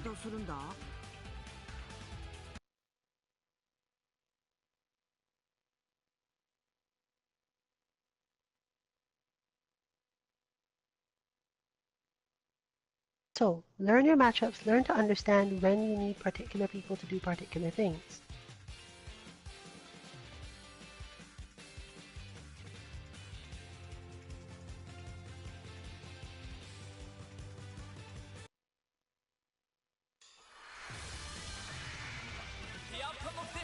For example, Frieza does stand up to Brawly decently. Goku can do an even better job of it. Goku Black just tends to put himself in Brawly's range and die. Fortunately, the team is already in a decent order, if not necessarily the optimal one. It depends mostly on how much zoning Goku instincts one has. This is usually a lot of dancing, so Frieza can build up meter without being in a lot of stress or bad situations a lot of the time. But it doesn't necessarily compare to how much damage Goku can do if one is aware enough to do it.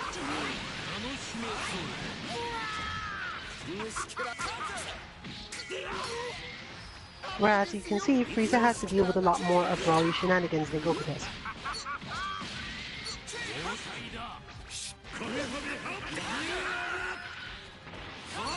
But, similarly, as soon as one notices, oh, Frieza's gone, I no longer have advantage, then it ends up being Goku versus Cell, because this is again mostly even. If you know how to deflect Cell's attacks, Goku's very strong against him, but of course Cell could then just not attack as much.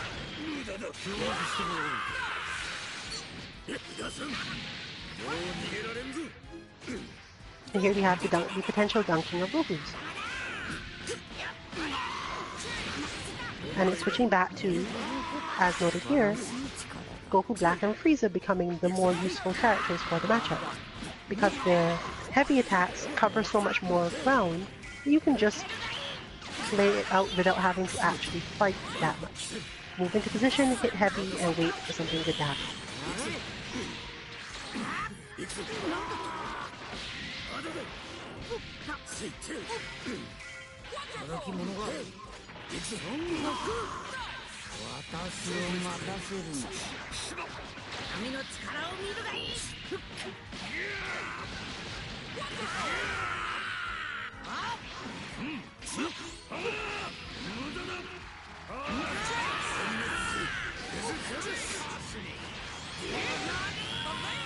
Forcing the sparking. But we've gotten back around to Goku Black versus Broly, which obviously, as mentioned before, is really not in your favor. So,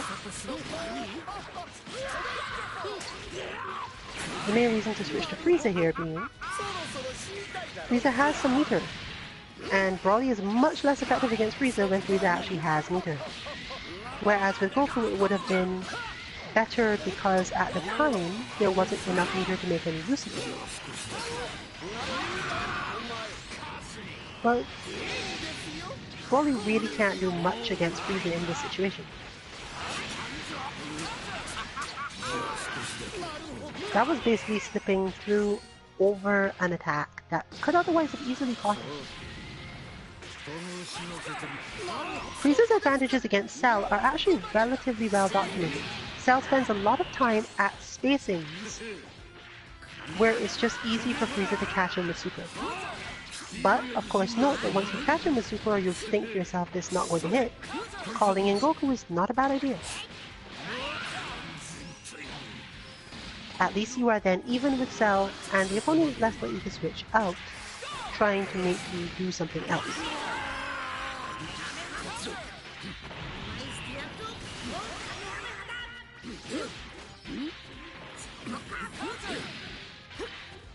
At this point, one can just leave Goku in, see if you can win with him. there's no need to absolutely try to switch to Goku Black at this point. You know that eventually it will end up being Android 16 versus Goku Black, because even if you lose both of your other characters, that's what will happen.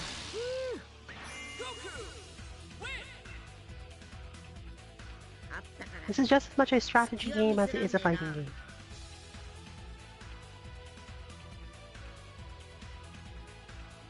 And the more of your tactics you can keep in mind or close to hand,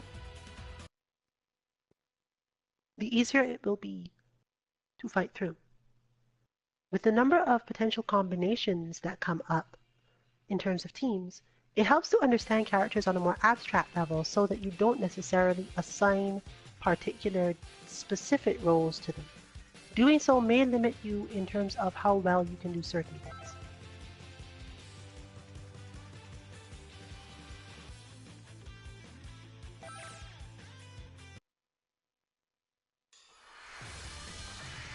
This should be a great fight.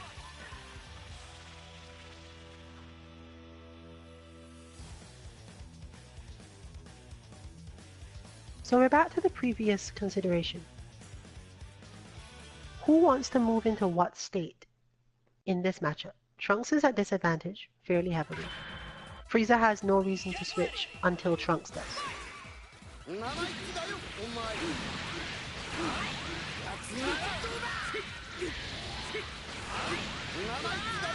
Trunks does have some ways through this gauntlet, but because you can never necessarily say which attack Frieza is going to use, you can't be sure it's a good idea to try it.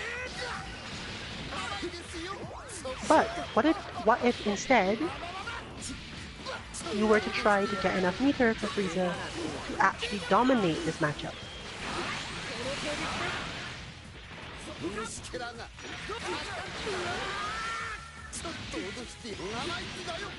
As if he didn't dominate it enough before.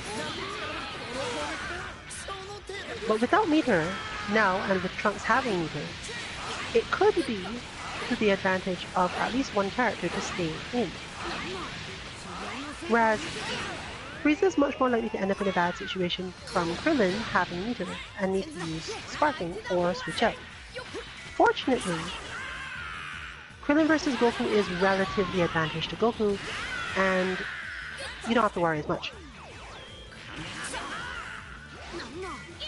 Krillin's advantage in this matchup is almost entirely about after image, and Goku can just deflect that. Krillin then has to try to get to a particular space on screen to be effective, and it's too easy for Goku to prevent this.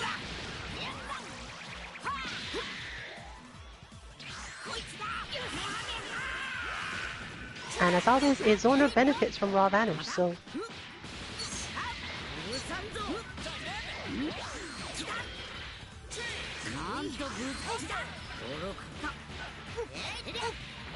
this matchup is a little bit better on Gohan's side because Goku Black does not have as good wake up and therefore has to deal with a lot more of Gohan's stuff. Also, often fails to hit with the heavy in a way that will intimidate or otherwise bother Gohan before Gohan can set up the situation hit with his own, forcing the eventual use of the sparking to get out of the combo, or failing to do so and falling because there's just no way out of the pressure for him.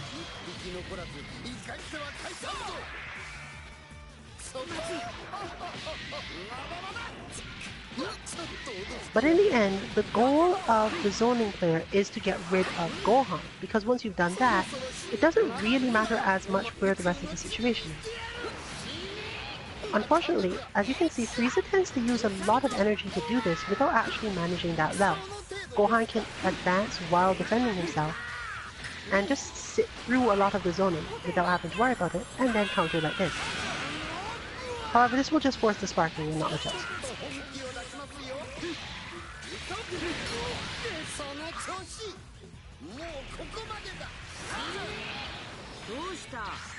And eventually Gohan would have been able to do his own, but as we've seen before, getting Gohan low enough is practically a signal to go for the vanish, clear up the situation, and hope that things will work out in your favor after that.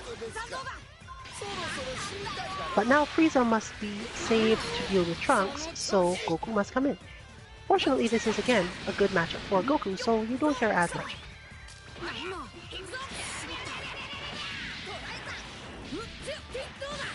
However, Krillin is building meter, which is probably the only problem that Goku actually has in the matchup. But there's the heavy that caught, and you have no idea where it will go from here. Tactically, both players have played this out relatively well. And at that point, the decision of who was going to win was made by more so inputs and reactions.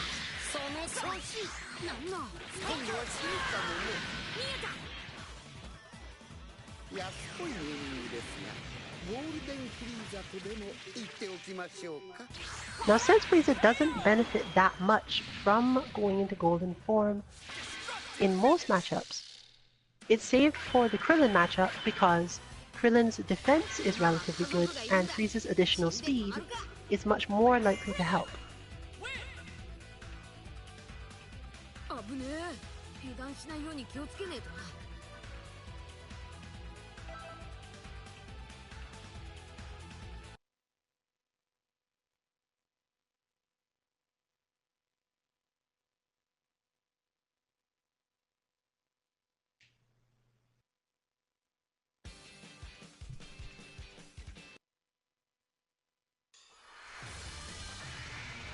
In this case, the situation is a difficult decision on both sides.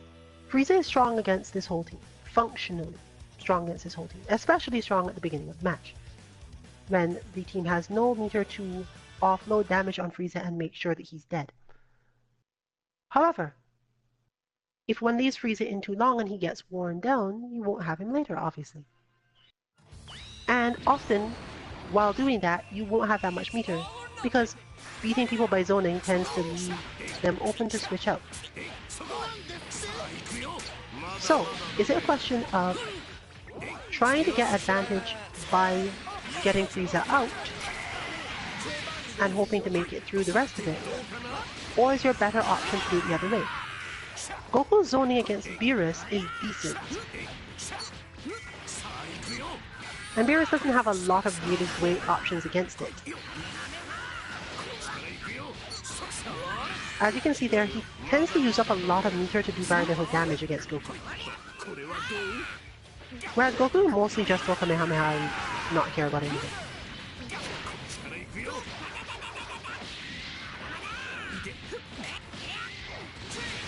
Goku Black has a similar capacity.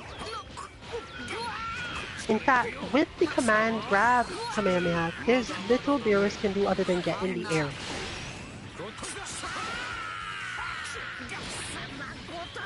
Because Beerus takes enough time to put out orbs that if Goku Black is paying enough attention, the situation changes relatively quickly. But now we've seen Tien in this situation, and Tien is the character who is best at dealing with Goku Black's poor wake-up and relatively worse defenses. However, Frieza's back in, and Frieza can keep Tien out all day. Once again, forcing a Beerus-style situation where there's a lot of energy used to do very little.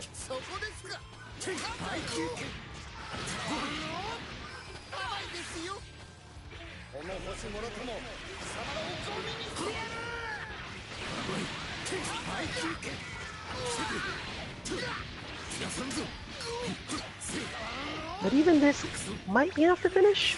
Yes, it is. So advantage has gone to that side, because the strongest character for the matchup is now down. Goku does not deal well with Team Gohan particularly, but then again, neither does Goku Black. So, at this point, the question is game plan and thought.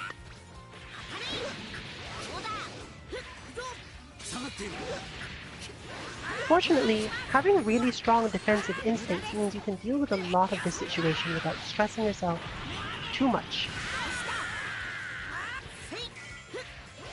Team Gohan's offense is again not that good at opening Goku up, It's more so that he is able to buy time. And once that time is bought, Beerus is able to make use of it, forcing the sparking, or maybe even going for killing. No, just forcing the sparking. Defensive play from defensive teams often means you spend a huge amount of resources to keep yourself from losing life lead. But this is still a valid tactic because once you have enough of a life lead, your opponent is almost always too stressed to manage to beat you. And since the match does have a time limit after all, you will eventually get something out of it.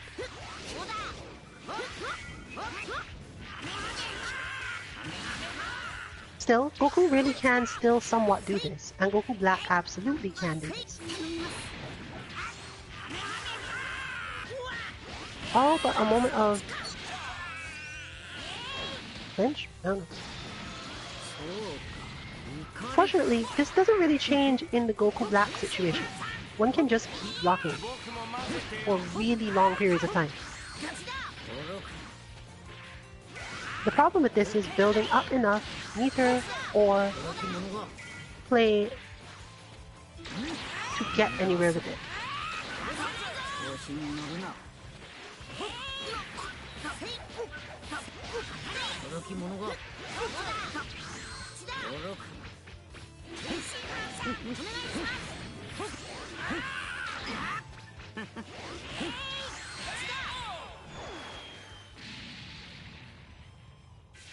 If that sequence had been forced to play out more earlier into the match, if there was still quote-unquote a Frieza behind that, the situation would have been much, much harder for Beerus' team. Because they can absolutely wear themselves out, getting very small amounts of damage, because defenses isn't that hard. Hold down back and wait for something weird looking. If you learn to recognize those things, deflect starts from basically frame 2. It might even be frame 1. You really don't have to worry that much about it.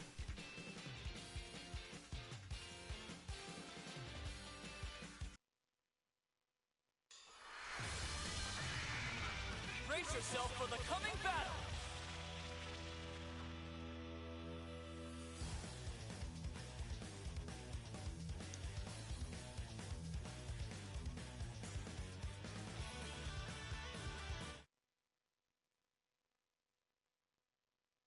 In this match, defense isn't quite as strong.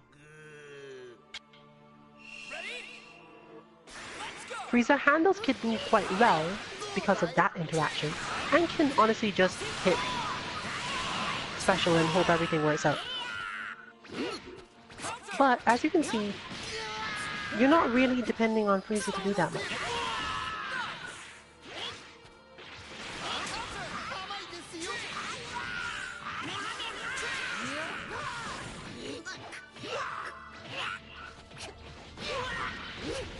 The best bet in this case probably being Goku himself against Kid Buu,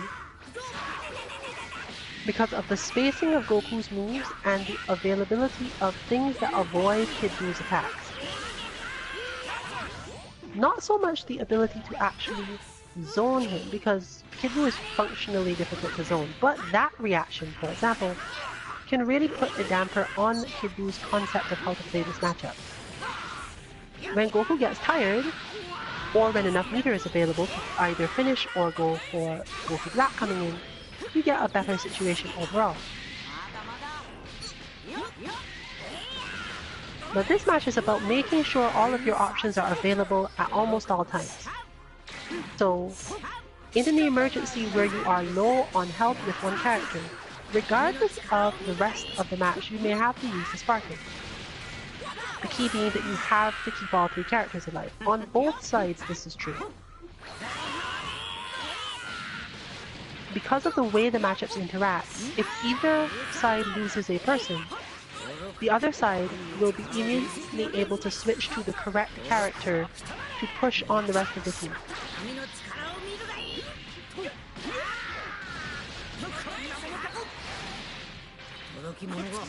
Fortunately, both of these characters are good at punishing each other for their advances, and it can consider to be mostly fair. Unfortunately for Vegeta Blue, Frieza is way better at this.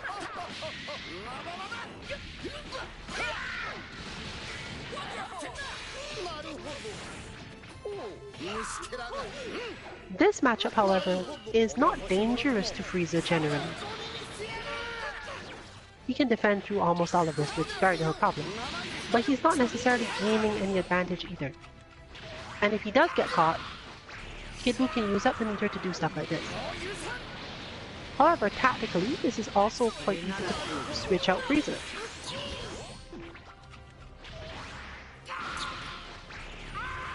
So the massive amounts of meter used here by Kid Buu just mean that it forces a particular character to be on screen, not so much that it's actually dangerous.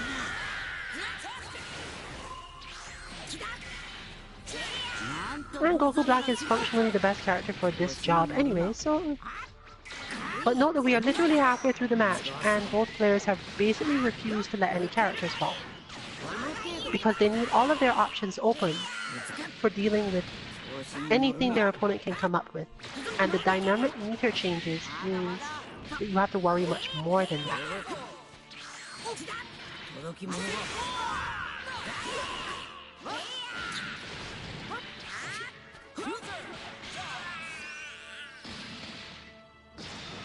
Fighting back from here is obviously going to be much harder, but Goku Black is probably still the best option to do it. So, if one had to choose who to lose first, Goku was probably the best person to lose first.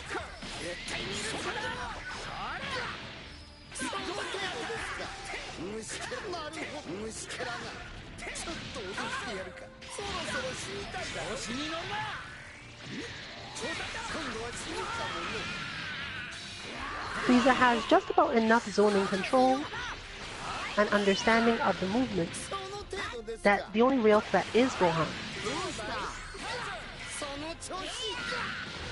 Fortunately for Gohan, he's kind of a large threat, given that he cannot be predicted, and therefore, going up a player who you know has strong defensive instincts and will not move a lot makes him very strong.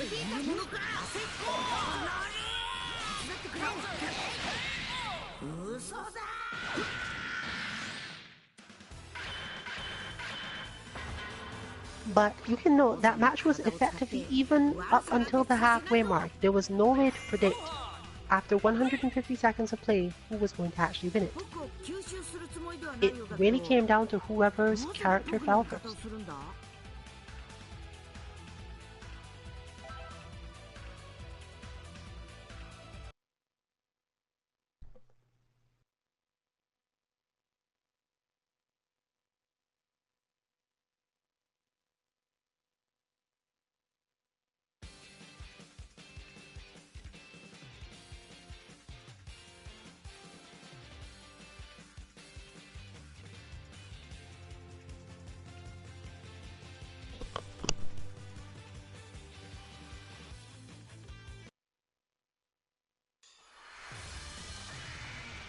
Get ready for a Dragon Ball Rumble!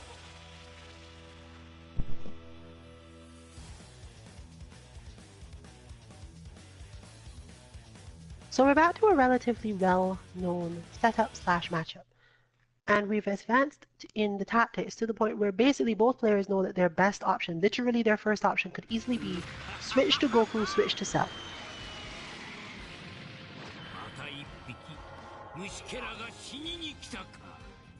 Now this gives the Frieza side a very small advantage, because they could just choose to not do that and have that reaction instead. But Broly is really not in a good position if he decides to do this. The only thing that happened there, for example, was Frieza moved forward a little bit too much and the situation got reversed.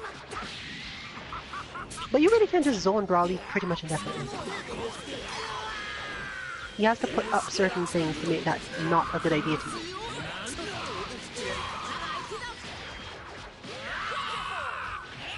Now, Goku does have a relatively strong advantage against Broly, which is precisely why one would switch to Cell.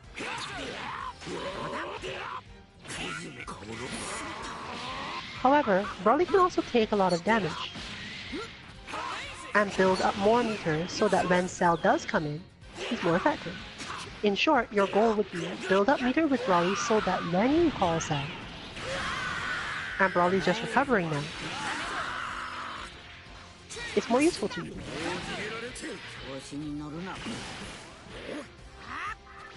Therefore, the tactic we're seeing here is actually quite the opposite of what would immediately have been the least thinking form of a good idea.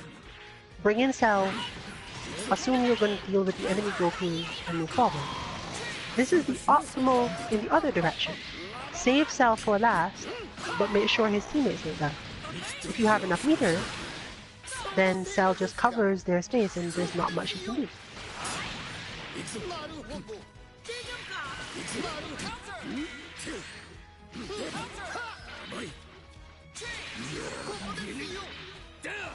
So here we have now a Cell with 6 meters worth of advantage.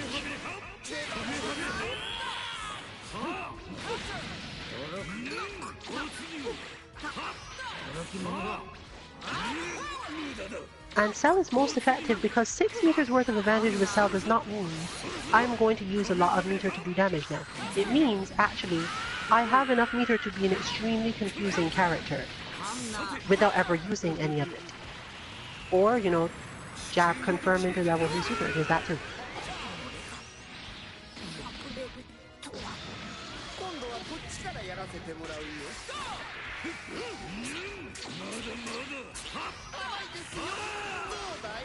But in short, Cell doesn't really need to use that meter, he just needs to have it and it's threatening by itself.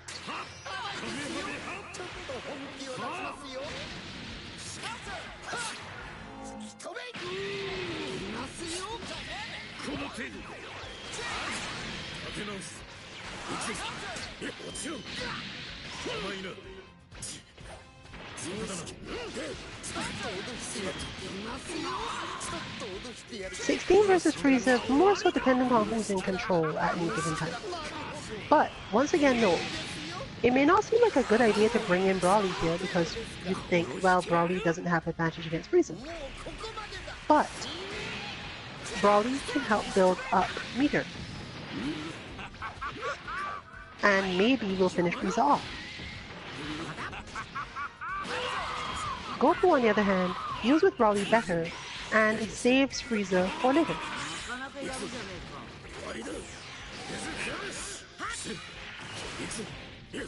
Since the meter advantage has shifted almost entirely back to the zone inside, it's much harder for anything serious to happen.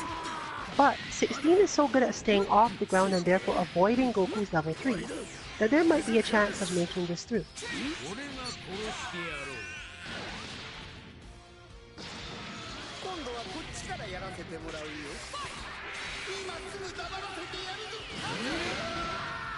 The final result therefore being that Frieza has to finish this by himself somehow, which is probably one of the hardest things possible.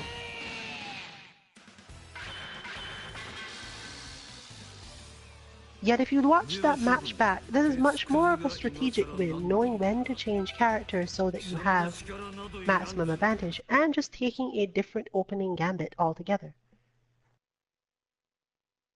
Very fast-paced chess by most people's standards.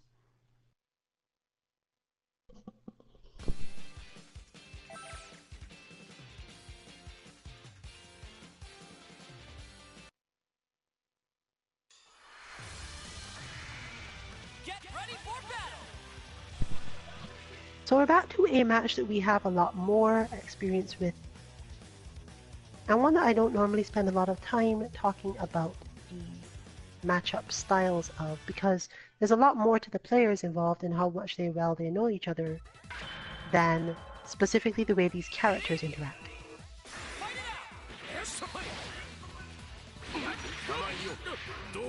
Beerus is effectively as strong against Trunks as Frieza can be. The difference being that Frieza gets to attack Trunks even when Trunks has gone up into the air like that, whereas Beerus has a bit more trouble doing this and has to be more on the watch and see everything.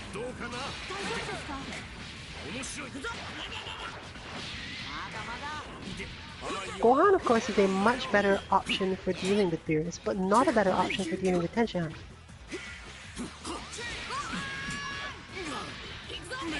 And of course, you see another switch where Krillin is now pulled into deal with Tenshinhan because he's better at that.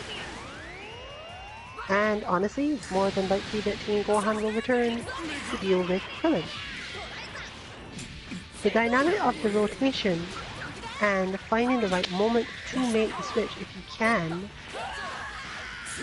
is more important than being able to beat Krillin with all your characters. You can learn to do that later. Otherwise, focus on beating Krillin with the characters that are meant to beat Krillin.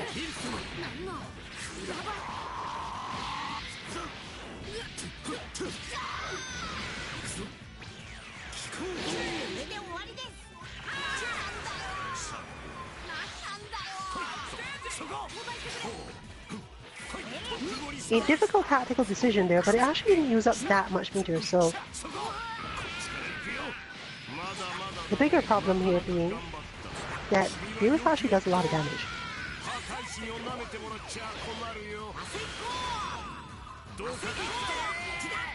The difficulty in Beerus is getting the opportunity to do that damage, but depending on your understanding of your opponent's mindset and why they brought in a particular character, Beerus being able to do that is more dependent on the other parts of the team building up enough meter for him to do it. So if you see them take a lot of damage in some way, you can expect Beerus to come in to save them because taking a lot of damage implies that Beerus now has a lot of meter. It's just like Beerus to come in and save weaker beings, of course, when he decides that they're worth giving him food.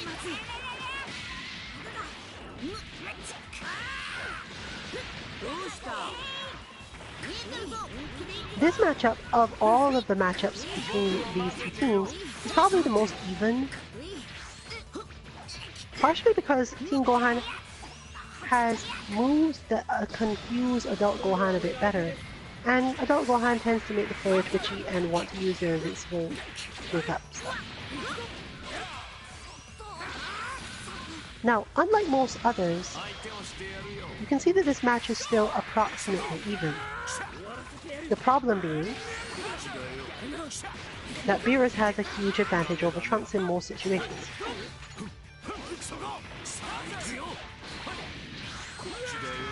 And as you can see, Beerus's available meter is quite high and makes this really disadvantageous for Trunks. However, Beerus does at least still have to figure out which way to approach the situation. This basically then comes down to, can Trunks defend well enough to finish this off? Answer is yes.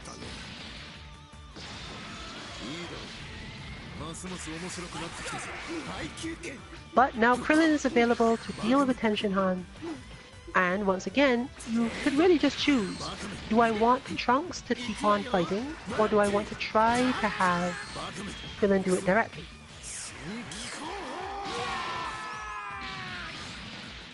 That, for example, was not really a bad technical decision.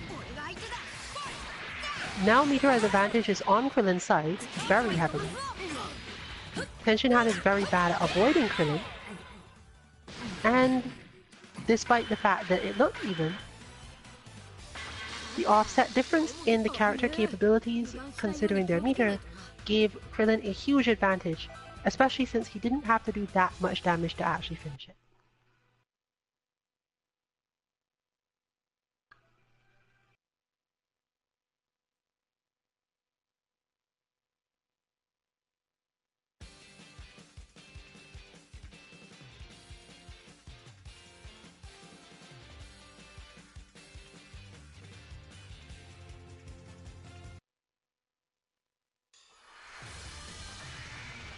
It's time to face your opponent!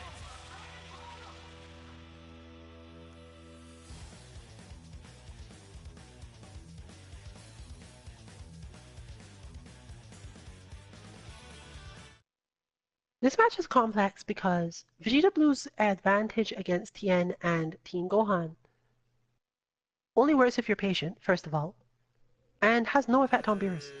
It's not that he doesn't have a sort of advantage against Beerus, but the advantage is totally different. So switching in Beerus or keeping Beerus in fairly early can change that matchup quite a lot.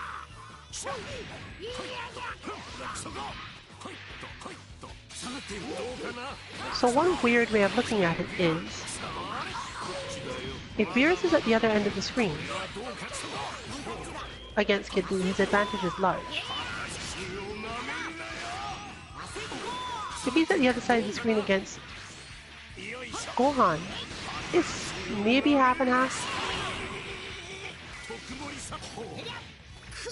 If he's on the other end of the screen against Vegeta Blue, Vegeta's winning.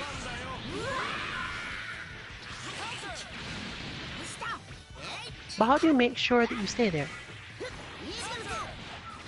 Deflects help, and strong awareness and patience do the rest. Beerus is more of a setup character and doesn't have a lot of options for making sure that he can defeat that. Teen Gohan, in turn, has trouble against basically the one character in this game he can't really punish.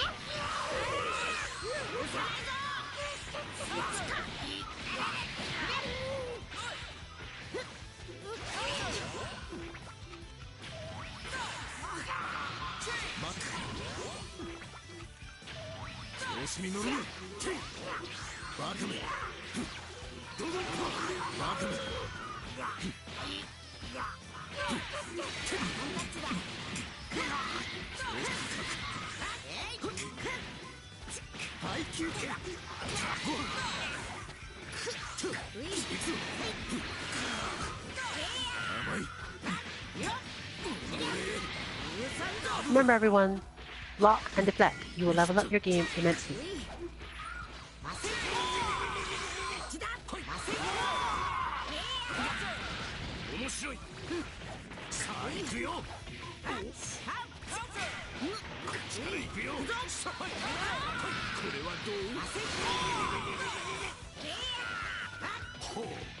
So tactically, what is the plan here? We noticed that Vegeta Blue has not appeared once yet. Is it because Beerus is not currently the threat?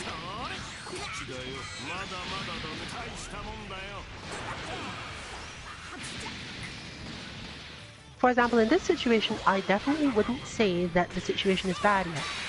The characters who are stronger at dealing with the other teams now have much higher chances of being able to finish them off with like single level 3s or similar things.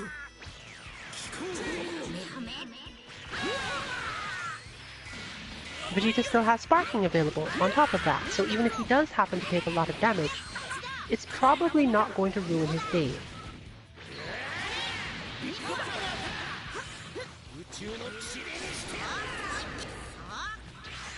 That, for example, could easily have just been dead. Fortunately, it did not turn out that way, and Vegeta's going to have to get out of this using sparking now or die. Or probably die. Yes, die.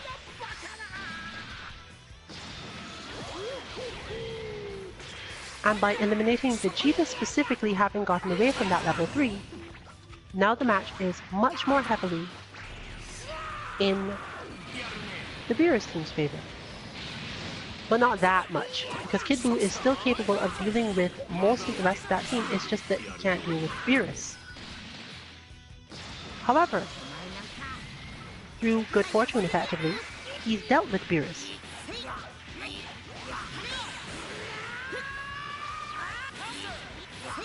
Oh, but Teen Gohan goes over, and looks like this is probably due.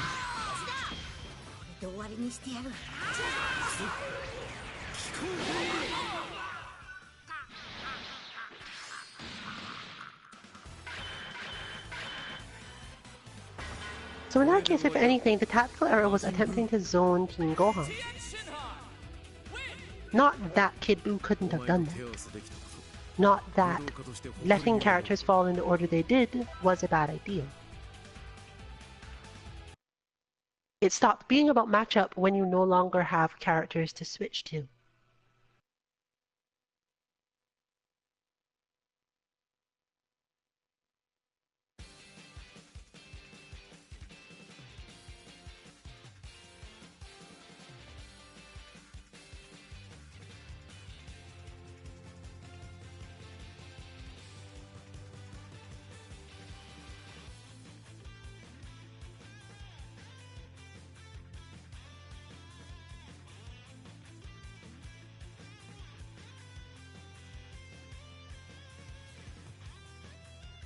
We're drifting toward the end of our Kame House lobby as usual.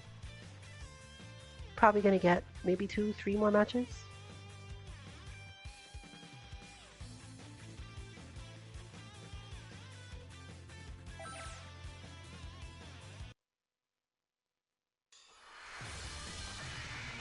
Get ready for battle! No worry if you haven't been able to keep up with the matchup knowledge. I'm perfectly willing to repeat myself every week. And they're just some things that you shouldn't spend too much time thinking about. I'm just giving ideas and what little understanding I hope I can. Because a lot of the time the key is understanding how you want to play the character rather than how the character is supposed to be played. However, it does help to know when your character lacks the vectors to do certain things well altogether. For example, Trunks has a lot more vectors that make Kid Buu miserable than the other way around.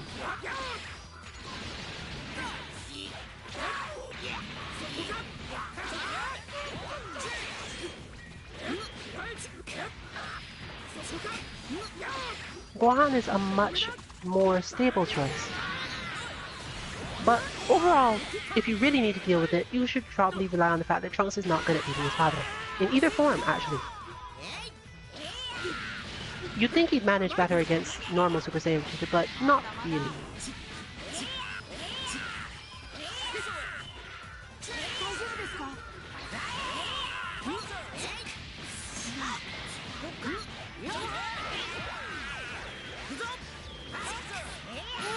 Tactically at this point, you see the adult Gohan mirror play out because both players benefit from getting rid of the adult Gohan on the other team. This, however, is pretty much a risk because playing Vegeta Blue against adult Gohan can be stressful. But here we are back to a more advantageous or at least fair matchup. Because Krillin's relatively stubbier buttons don't deal well with input CC. Forcing Krillin to stay on the defensive a lot. But level 3!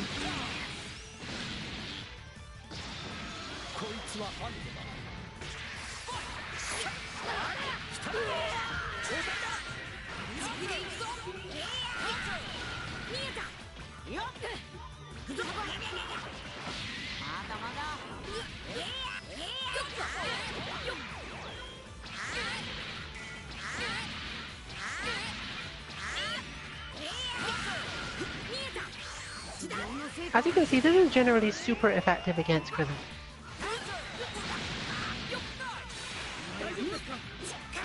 And that was totally worth it just to get the extra damage. Well, maybe a little early use on the Sparky. Oh, wait, maybe not. That had a totally good purpose.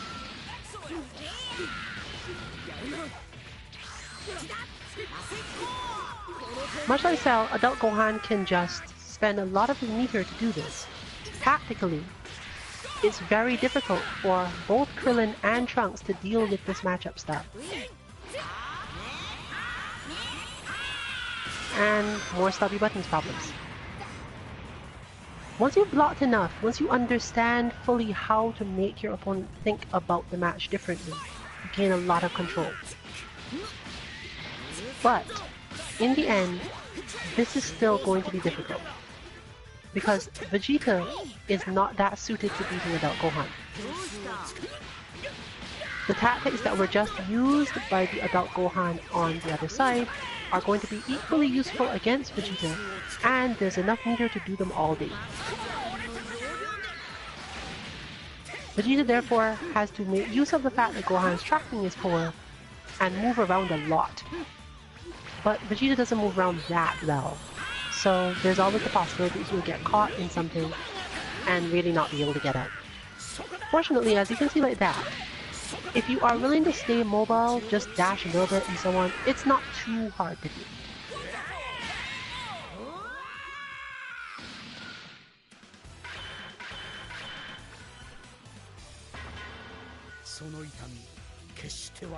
So, in this case, it was that being very daring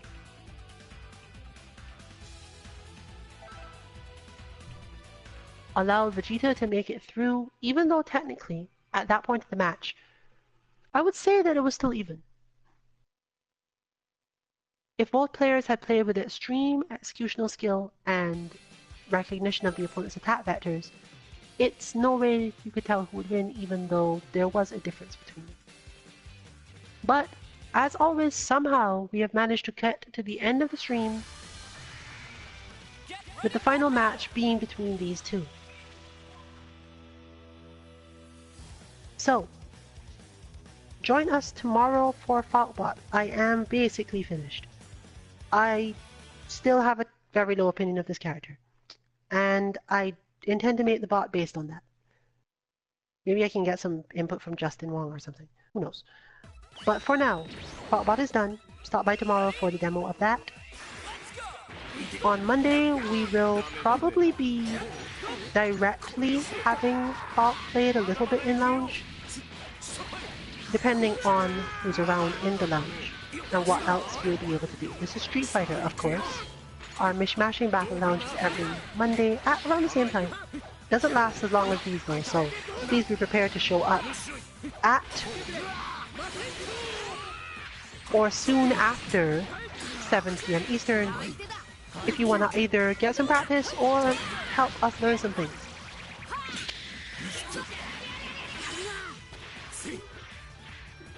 Next week Tuesday will be, of course, Guilty Gear Tuesday Train. May involve some chips again.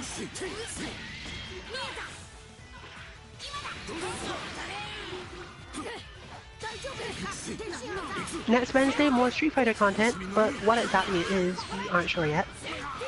Most likely just sandbag casuals or something. Might be good to see what the various changes have done, what other game plans have come up for people who has decided to actually play Fallout seriously, that sort of thing.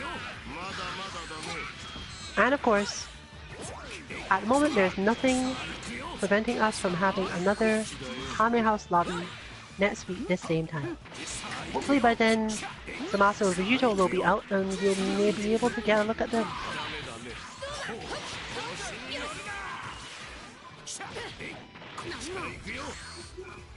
Since I know that at least one player of each of them is probably available to show them off and maybe give us some idea of the game plans. If not, then obviously the week after.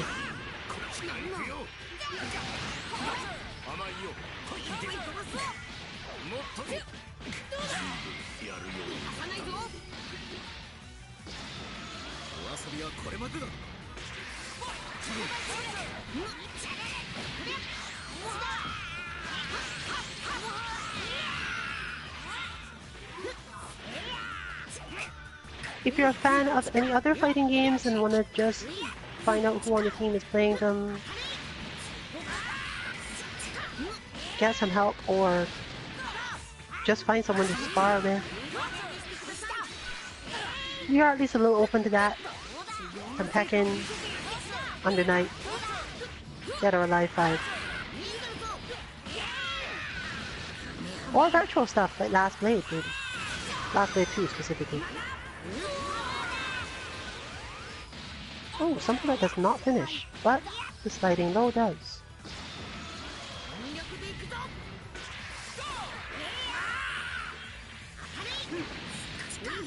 Once again, match is still even.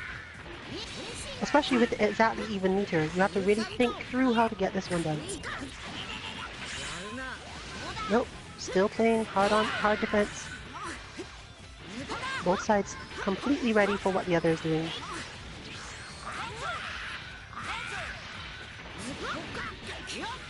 When you know your opponents well, everything starts to look like high level play. Because it probably is.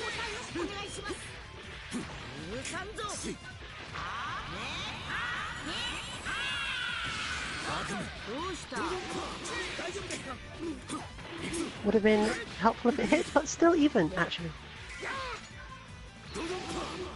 Trunks' ability to soak up some damage and his general advantage over Tension Hunt. Fortunately, knowing that Trunks has an advantage over Tenshinhan makes it easy to just go, you know what, I'm just gonna hit crouch heavy because I know you're coming.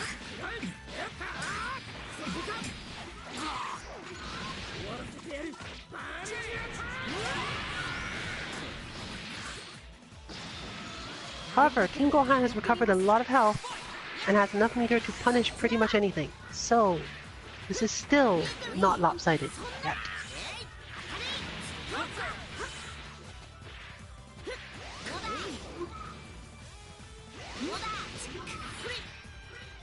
We are coming down slowly on time though, so it's mostly going to be decided here in this interaction. And the bait that did not work. Giving Teen Gohan the opening to push back. But, once again, understanding that the opponent could lose to Raw Vanish, recognizing that you don't know how to track them otherwise, going for it, and once again we find ourselves with Trunks signing out for us. This is Berillion for 2MK. Good night, everyone.